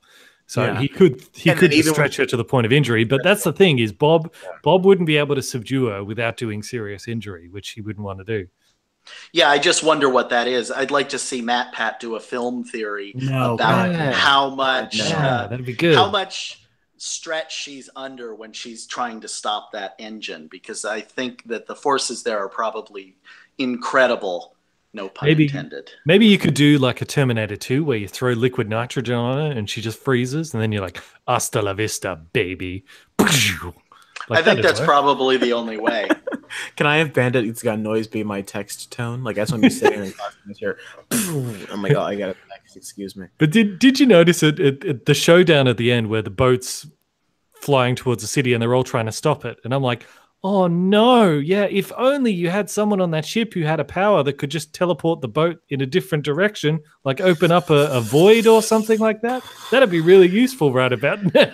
Well, I think this is one of the reasons Void had to be sort of incompetent, because she did have a very incredible power. And that's you know, one of the best powers, I reckon. Yeah. I mean, she had the Portal 2 powers. Yeah. Totally. Well, I mean, they could have set up earlier that, I mean, it would have been a repeat of like the bit with Violet in the first movie where she says, put a force field around the plane. She's like, I never made one that big before. They could have been like that, you know, like put a void in front of the ship. She's like, I never made one that big before. And Violet could be like, Well, I mean, she could have just put a void around the hydrofoil of the ship rather than Frozone breaking it with ice. Yeah, that's true. Yeah. Yeah. Okay, I mean, there's a lot of plot conveniences in the movie, and there's a lot of things the movie does that I, little nitpicks here and there. But I really do think this movie, and obviously you and I, Jack, had completely different experiences. And to anyone who was thinking it earlier, no, the little child grabbing my hair did not ruin my enjoyment of the film, despite I think in the chat. Just because that little child was Jack. It was actually happening during the Jack bit, I believe, so it did not ruin the enjoyment. But what I think the movie is, this is just me, I think the movie is kind of broken on this fundamental level. I really don't think Brad Bird went into this knowing. He always knew he had the idea of swapping the roles of Mr. and Mrs. Incredible, but I don't think he really knew how he was going to do that. And I think he thought of cool things to do, and he wanted to show off these cool ideas he had, but he really did not grasp the dynamic and the pizzazz of the first movie. Because, like, say what you will about a movie like Guardians of the Galaxy Volume 2, it lacks some of the heart for sure, but it is fundamentally, I think, it does have that same, like, you can see it there, the same magic that made the first one spark so much. Like, you can see that James Gunn clearly knows where he wants to take these characters and this universe, and he expands on it very well. I don't think it's a great film, but I do think it's a good sequel in that regard. This falls, I think, so short of being anything in any way, shape, or form like actually successful. It's got some very nice animation. It's a gorgeous looking movie. Oh yeah, I mean, there's no question the animation has come so far. The ice looks the first beautiful. One. When Frozen's going, my God, it looks awesome. And the music, of course, like I think it's when Elastigirl's like trying to stop the train. And like there's a shot where she drives off and the train's she's following the train and the camera's tilting up to the like a wide shot of everything, and the horns are just going nuts. And I'm like, he's just showing off at this point because he didn't have. Yeah. Well, Giacchino is pretty close to masterful. I mean, I didn't like his score in Rogue One. I thought that was a very flaccid score, but in almost every other case, I feel like Giacchino really has a strong aesthetic sense, and he is really shaping up to be the next John Williams, at least the next Silvestri. Well, I think something that he does differently than Williams is that because Williams gets the crown of composers because he defined two different generations of film goers. Like, he managed to do it 20 years apart. He did Star Wars and Indiana Jones in a span of about 5 years, and then like 20 years later he said, let's do Harry Potter next, and then he managed to create these fantastic scores. But something you will say about John Williams is that you hear a Williams score and you immediately know it's Williams just because he uses a lot of the same motifs. Giacchino's a more chameleon kind of composer. He brings a lot of different ideas and styles to film composing, and I think that's something that he ought to be commended for. He can do something like Spider-Man Homecoming, which has this really nice kind of light, this is fun, very Ratatouille-esque score, or he can do something like Incredibles, where it's just going nuts, and we got super bombastic. 30 trumpets going out of nowhere because we just can. And then he can also do something like Star Trek, where it feels more subdued, and it feels very much more like we're going on an adventure style of music. Or you can do Rogue One, which I quite enjoy the Rogue One score, especially because he had 28 days to do it. Right. No, that's the thing, is that always has to be the asterisk on that score, is that if it feels flaccid or sort of uneven, it really is because of the short time frame. Flaccid. Oh, Bandit, way to ground the podcast. Thank you. Yes.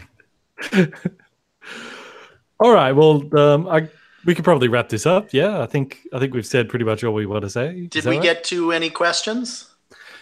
We have one. Okay. This is a very low energy podcast. Oh, wait, we got a second one. This podcast is like the Jeb Bush of podcasts. It's very low energy. Wow. Low energy, sad. Yeah.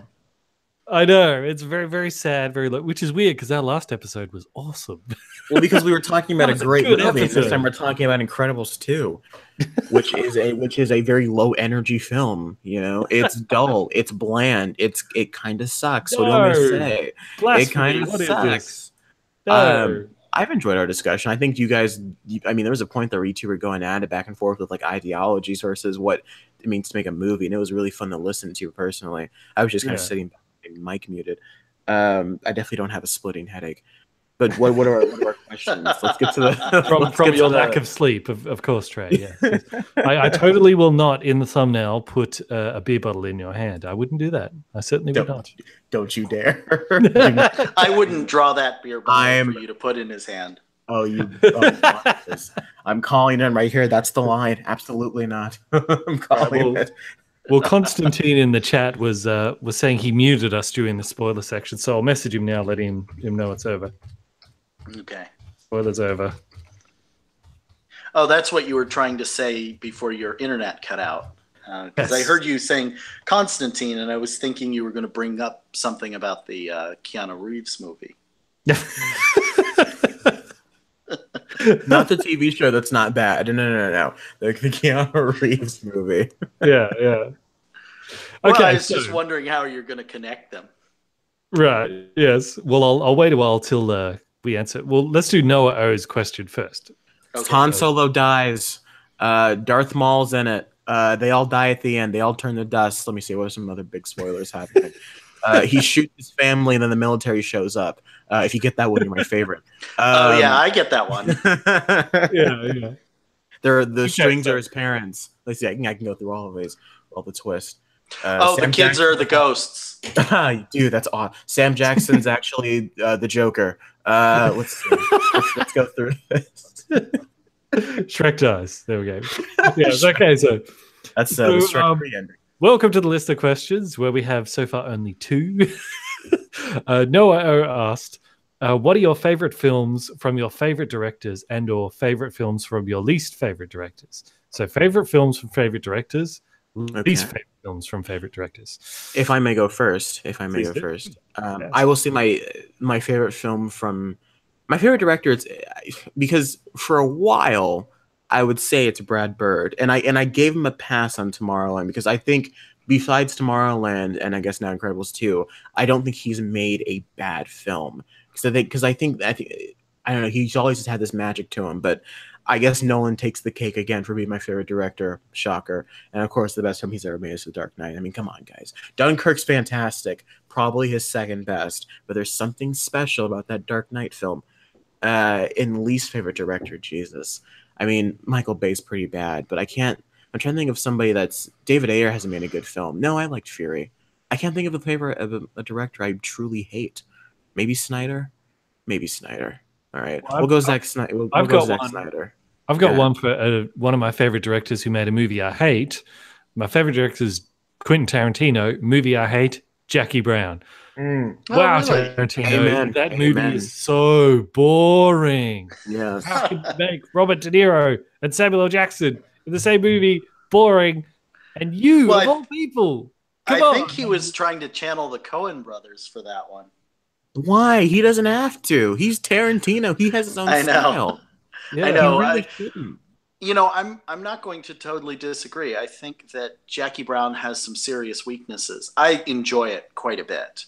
And I don't know if I have a Well, you least also liked favorite. Incredibles too, so I mean, what can we really say? I'm kidding.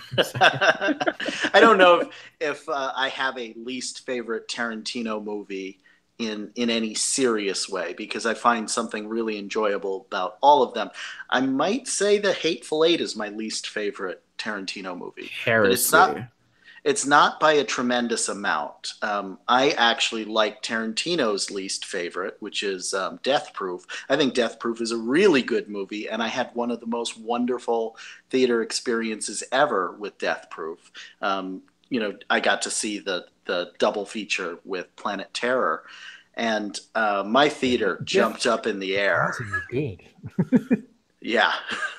The ending of Death Proof is incredibly satisfying. Yes, it is.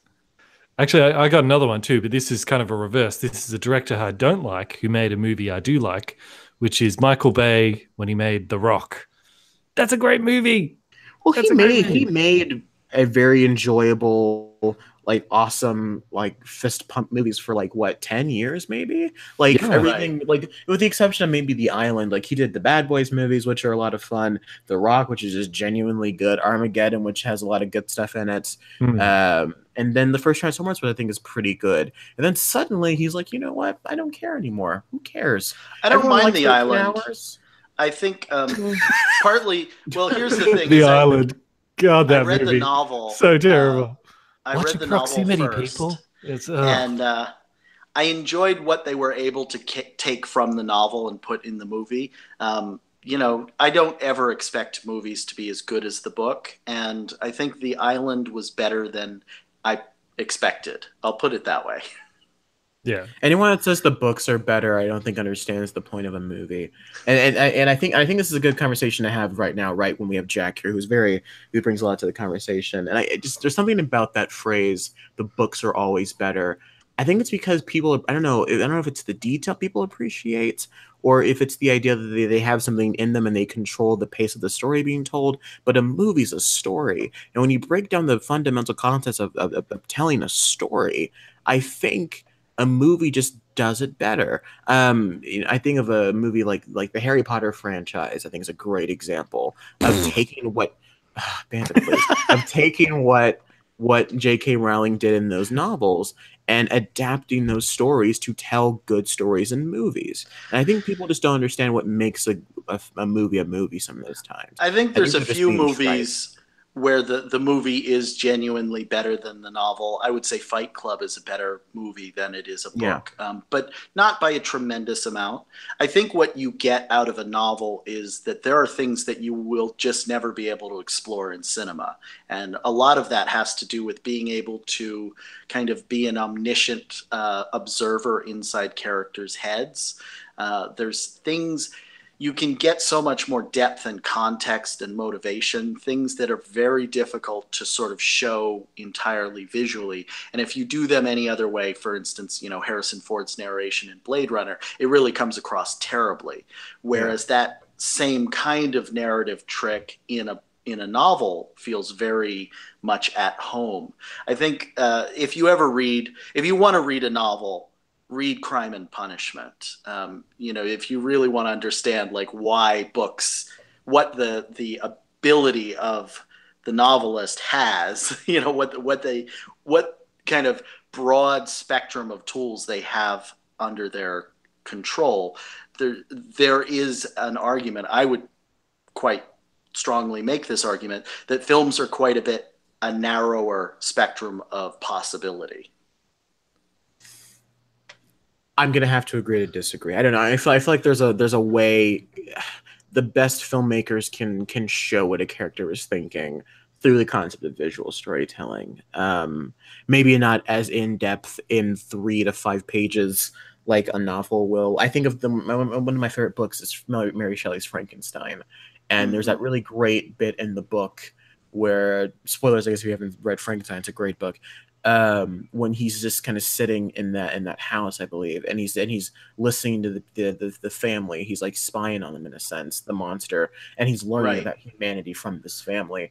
But I do think that is something that can be done visually, and it can be done in a film format. And I think, and I looked to, because I had a debate with somebody about this. I was in like 10th grade, which is like 2-3 years ago, about that book.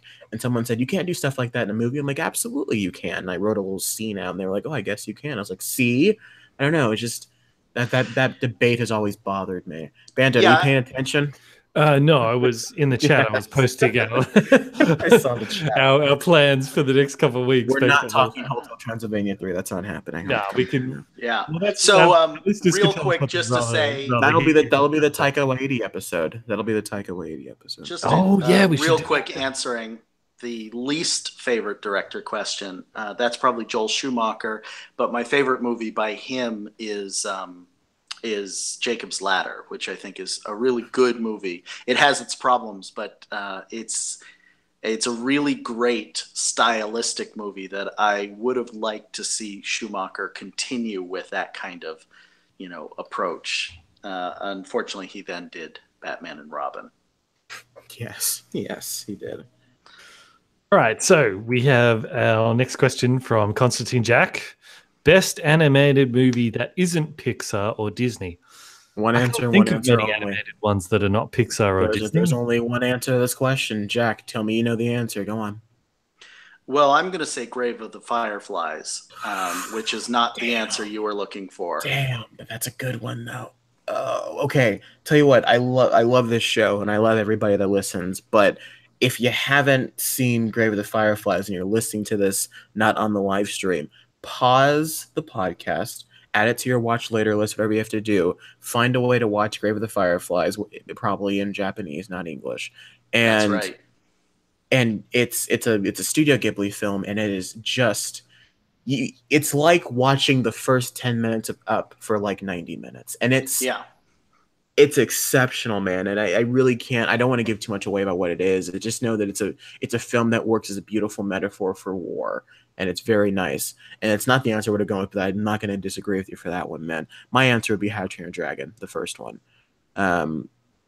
It's one of those movies that, much like the first Incredibles, I find myself keep coming back to and discovering new things that I just love about it. Right. It really defied expectations because I think most people went into How to Train Your Dragon thinking they knew what they were going to get, and they really didn't.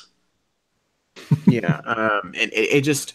It's a simple coming of age tale / ET movie, but but the way they tell it, and it's a simple story that they tell, but the gravity of the situation, the stakes feel real. There's genuine consequence in how the events of the film play out.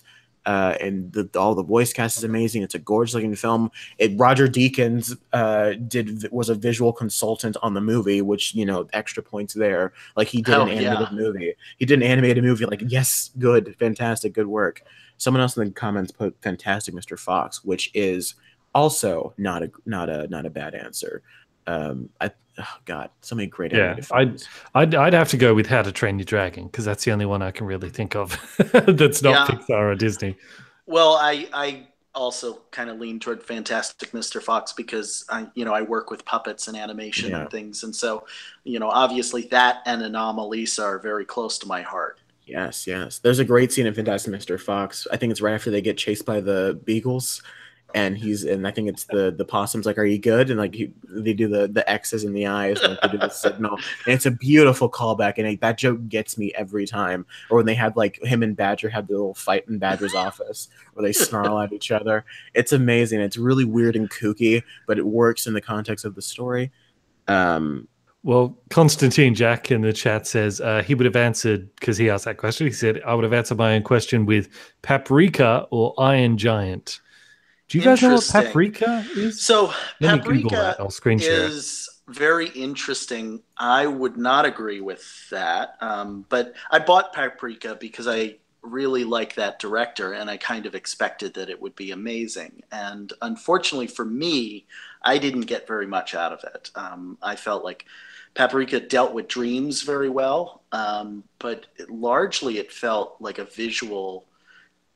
It was an exploration of really dense animation, and that's where the movie shines. But in terms of story, I found it a little bit less enjoyable. Yeah, I've got it here on screen share. Paprika, a gorgeous riot of future shock ideas and brightly animated imagery, a mind-twisting, eye-tickling wonder. Paprika. Well, and if anybody is a fan of anime, definitely check out Satoshi Kon's other films. Especially I think it's Metropolis. He really is a really great visual director. But I just felt that Paprika was a little bit flat when it came to the story. I'm going to give love to Anastasia, not the movie. There's just the villain in Anastasia is great. It's an animated movie from like 20th Century Fox. That it was one of the movies my sisters loved to watch. Like it was in that collection. It was like, oh, we gotta watch Anastasia. Like it was that. It was Spirit from DreamWorks, and it was I think it was Ants with the with a Z, as Bandit would say. And there's the villain in that movie has one of the best villain songs in any animated movie ever, In the Dark of the Night. And if anyone knows what that song is besides me and Jack, like Google it. It's a great song. But Jack, you brought up Anomalisa. Wait, go. Sorry, you say something. Oh yeah, I never remember that particular villain song, and it's actually not jumping to me now. But I did like Ants quite a bit. So now that you've said that, I want to go back and hear that villain song again because I can't for the life of me recall it. But you brought up Anomalisa, which I guess is becoming like the patron saint of this podcast. So we bring it up all the time now. It keeps finding to take back in the conversation. Yeah, we keep talking about it. It's really good, and everyone needs to give it a chance. Get past its weirdness, acknowledge how clever and awesome it is, and just enjoy it. We've spoken about that movie so many times. Anomalisa. Yeah, it's weirdness. The fact that it sort of lives in the uncanny valley. That is exactly why it's so great. Yeah. Well, okay. Next question is from JGFIGFIFY. Don't know how you're supposed to pronounce that. He looks like he just bashed the keyboard for his username. He said, Bandit, will you ever do an Alien Covenant mega review? Covenant has not had its day in court. It's a good idea. I'd like to do Alien Covenant. I guess it depends because it's like, if they make another Alien movie and people are interested in it again, then yes, I definitely do Alien Covenant. You're right. Alien Covenant has not had its day in court because that movie was the one that was supposed to pay off everything that was set up in Prometheus and all those smug cinema douchebags. You mean it was the glasses on their face and like, well, you're just not intelligent enough to understand Prometheus. Oh, Jack, don't repeat they'll yourself. explain it all in Covenant. I'll leave it. I'll leave it alone. We're not going there. We're not going there, Jack. I don't hate Covenant. I think it's a 5 out of 10 film. We ranted about it last year on the podcast when it came out. Me and Trilby did. It's one of those movies that fails to have intelligent characters do anything. It fails at everything. It does some interesting things with the kills and the visuals. I think it does some interesting things there. I think Alien 3'd all of the questions that were raised in Prometheus. I didn't say it was just killed everyone. Killed all the engineers. Just swept the whole thing aside and said, "Who cares? Let's just have 2 Michael Fassbenders." That's what you guys want, right? You want lots of Michael Fassbenders. You want people walking around making even dumber decisions than they did in the last one. That's what you want, right? No, Ridley Scott, it's not what we want. Shut up, retire. You're crazy and you suck. Yeah, I'm calling it. Done. I liked all the money in the world. I'm down to see more of your work, Mr. Scott. If you want to come on the show, please, more than free. Well. Yeah, of course. I mean, if you do want to come on the show, I'll totally change my tune in an instant. I love that. It's awesome. It's like, but like, God forbid we ever try to get him on the show. He's like, well, actually, I listened to that one Incredibles podcast you guys did, and I don't appreciate it. Too bad Trilby isn't here to mimic his accent. Yes, that's right. Well, Diego Gonzalez, our final question. Diego Gonzalez said, what are your best motivational quotes? Oh, it's easy for me. Everything in the universe is temporary. I think that made me feel small. that is absolutely one of the most motivating quotes. And I was lucky to learn it early. I think it's been central to my view of how I work, that the bad times are temporary, the good times are temporary, everything is temporary. There's no good reason to stall. Just do it. I suppose that is motivating because everything's temporary, so act now. But if you took the scientific perspective that everything in the universe is energy and energy cannot be destroyed, it can only be transformed or transferred. No, that's matter. That's matter. Yeah. Yeah, it's but the heat. There's the heat death of the universe. It is everything. Everything is temporary. Bandit, you're gonna die. Just like everyone. That's true though. Energy can't be. Isn't it true? Energy can't be destroyed. It can only be transferred. I believe that's only matter. But then I fail physics. What it is that energy will become matter because matter and energy are transposable. But when energy becomes matter. When it's totally dead of inertia and has nothing left, then you simply have the heat death of the universe. No, hang on a minute. We've all seen The Lion King and The Circle of Life. Wait, no, And there's nothing more scientific than that. We're not talking about life on Earth specifically. We're talking about just everything. Can't you hear James Earl Jones' voice in your ear right now saying, yeah, and he's like, when you die, you go into the ground, and then that feeds the grass, and then the animals eat the grass, and then we eat the animals. It's a circle of life. Energy cannot be destroyed. Therefore, nothing is temporary. Everything is eternal. I like to imagine everything he based his life on is on the Lion King. Like he's just sitting there, it's like, gee, man, I don't know about this investment. And he just puts on the Lion King. He's like, I got it. And so he just knows what to do. Well, Constantine Geahk had the best comment of the night. I'm calling it now. I'd read it if you guys can. It's hilarious. Well, I think my favorite motivational quote, at least the only one I can think of right now, is "You are beaten only when you stop trying." I think that's the favorite, because that's why they call it accepting defeat. You have to accept it. Yeah, if you don't accept it, you keep going until you succeed, because you fail your way to success. Yes. I'm a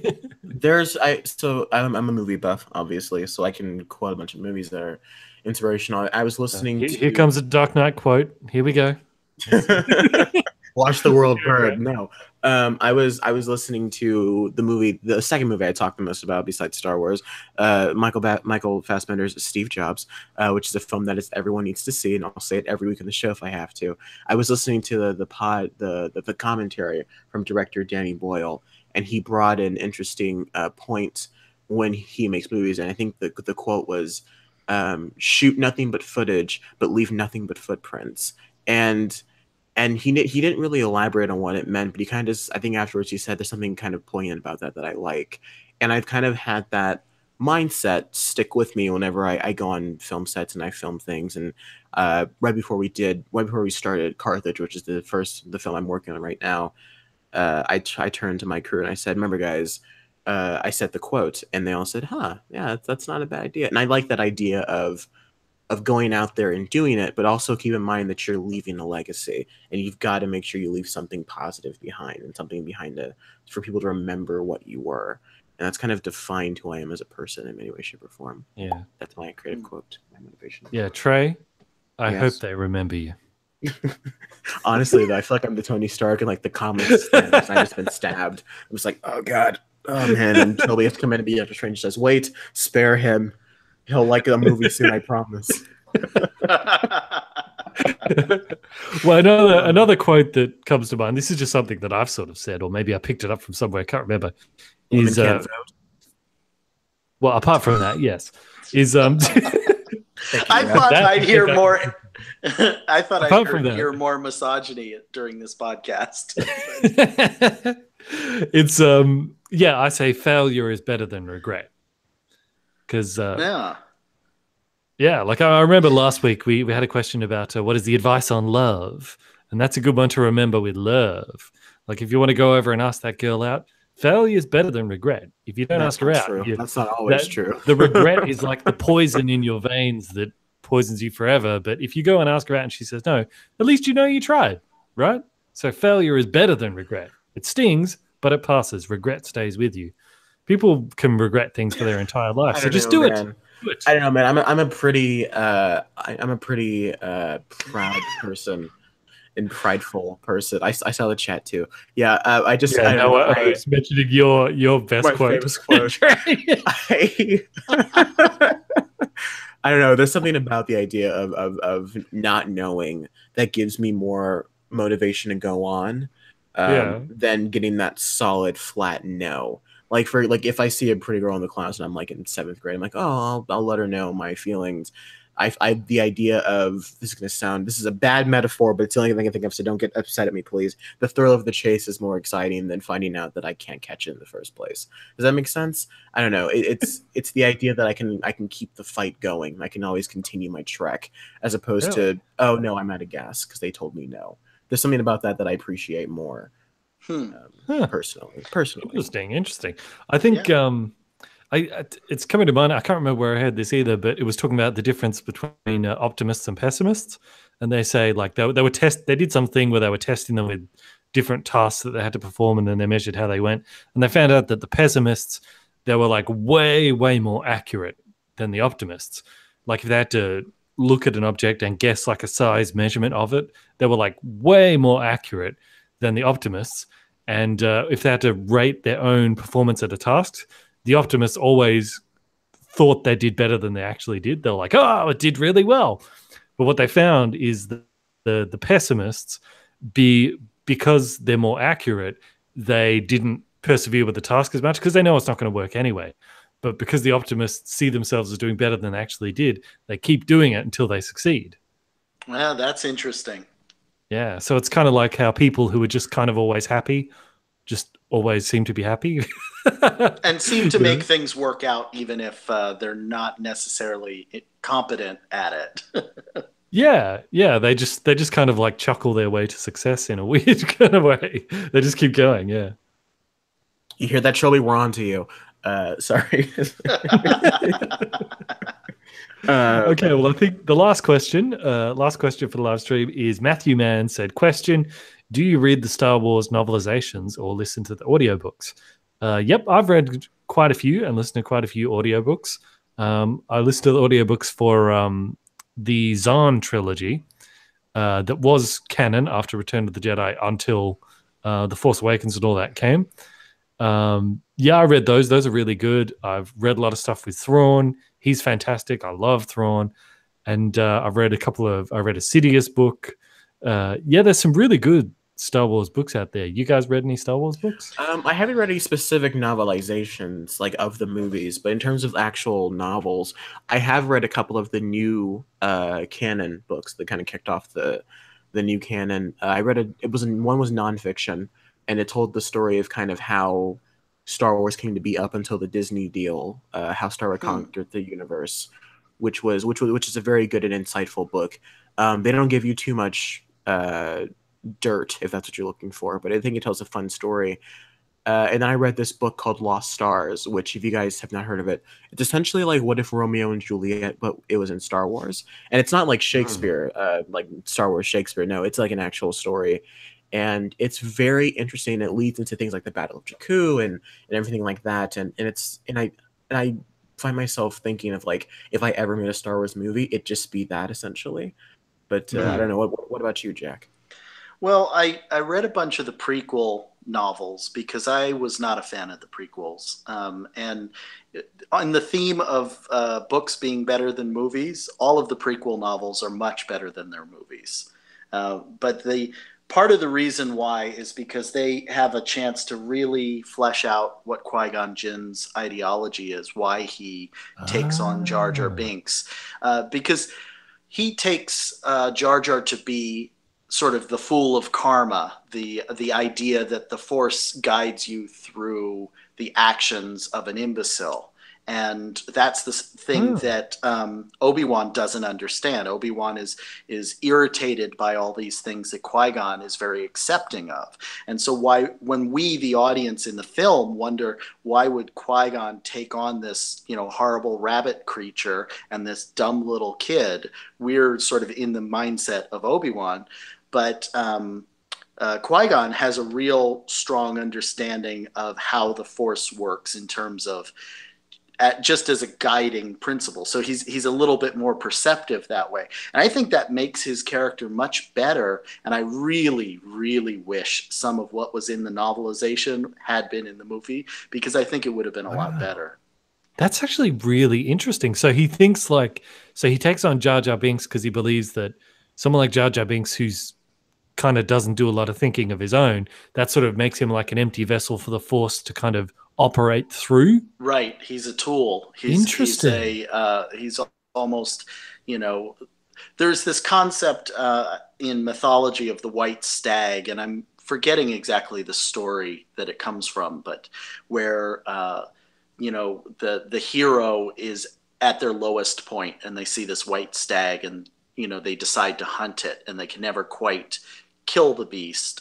They can't get to a point where they've got a shot with their bow and arrow or whatever, but the white stag then leads them to the thing that they need to understand to continue on with their quest.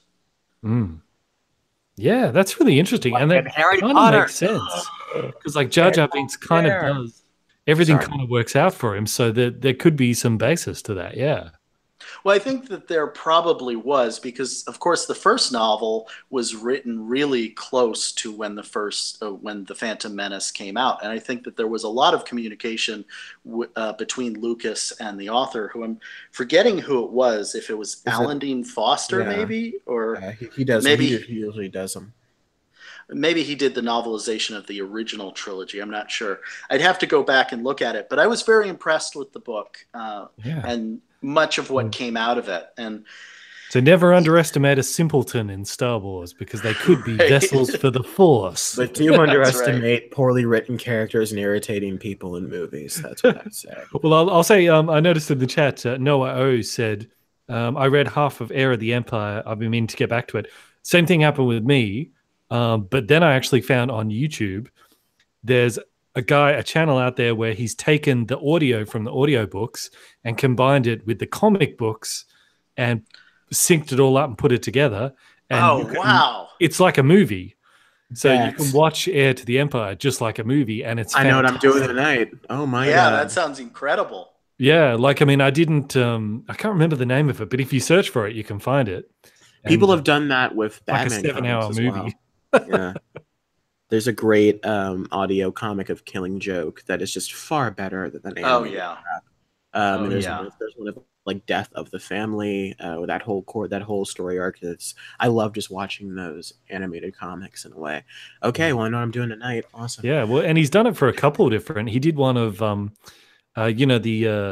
expanded universe story where Palpatine comes back. And and Luke becomes his apprentice for a time, and he gets an upgrade of his hand to the more mechanical one, which we see in The Last Jedi. He's got the upgraded, more mechanical hand. And the sort of the final end of Palpatine. And in the comic book, when Palpatine bursts out with in his clone body, he's nude. And apparently in the comic, you see his man parts because they got a little sensor thing over it in the video. I was like, really? Get to see Palpatine's dingleberries. It's yeah, that was drawn by Cam Kennedy. Cam Kennedy was a big inspiration for me when I was coming up. For those who don't know, I started out drawing comics, and for a long time I thought that my career would be as a comic book artist. Cam Kennedy and that series was that Shadows of the Empire or I think so. Yeah. For some reason, now that I'm talking about it, I'm having trouble remembering the title. But really good work in that. And I think you see Princess Leia's nipples in it too. So, all right, well, there it is. Anyway, this is getting really off track now. Well, Cam Kennedy comes from British comics. He drew Judge Dredd and stuff like that. So he's a little bit of a raunchier, sort of dirtier artist, and I mean dirtier in terms of his actual line work and everything is very he almost has a Ralph Steadman flavor. Cool. All right, well, I think that's it. We'd like to thank you all for joining us for the Movie Mania live stream in this very Jeb Bush-ish low energy podcast. I think a lot of people still might not have seen Incredibles 2, so that's kind of why they're staying away. We had a couple in the chat. How it did like $200 million this weekend. How did anyone know? Yeah, 183 million. Yeah. Good Lord. So we made Avengers money. That's insane. Yeah. Well, that's true. I don't know. Maybe just our live stream isn't that interesting. That's fine. Who knew Trilby was the connecting clue? No offense to Geahk. Trilby did tweet out. He's like, I won't be on this episode today. And then suddenly we lose half our viewers. Like, well, now we know. Now we know where they come from. Come back, Trilby. We miss you. No, but next week we're going to be doing a Jurassic World Fallen Kingdom, which has been out for quite a while. I know. I'll have a drink tray, all right? I'm not looking forward to it myself. I've heard that it's fine, and we all know how I feel about passable movies, man. God. Yeah, it's fine is maybe the worst insult for a movie. I think you'll enjoy it, Trey, because there's a lot in there we can make fun of. All right, fine. All right. I don't think anyone's going to be really defending it viciously because it's only a Jurassic Park movie. Well, I've already seen the Mauler review 3 times, and those who are subscribe to Mauler, know why I saw it 3 times. Mauler review. Is that a YouTube channel, is it? Oh, yeah. If you're not subscribed to Mauler, you would love it, Bandit. Absolutely. You got to subscribe to Mauler right now. All right. I'll do that. Stop whatever you're doing. Yeah. I'll do that now. How do you spell Mauler? It's Maul, and I believe the L is capitalized ER. Maul. Yeah.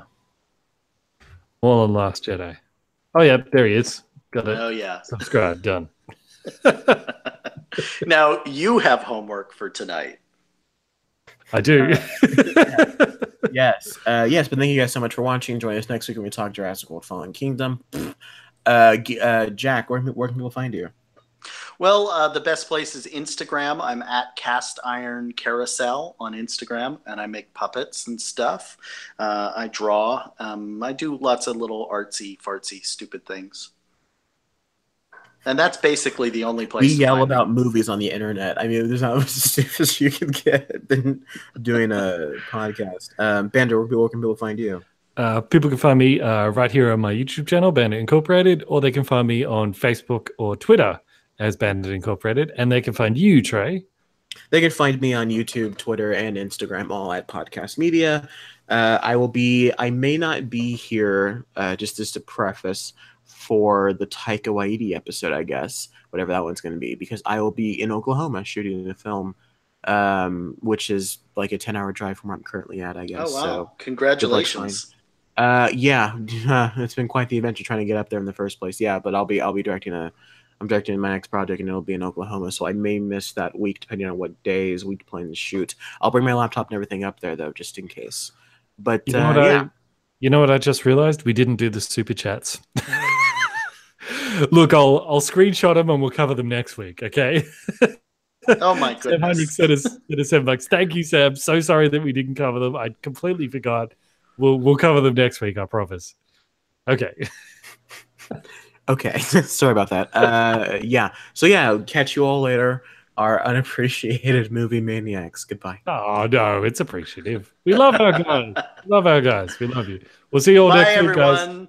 Thanks for having me on. Bye-bye. Anytime.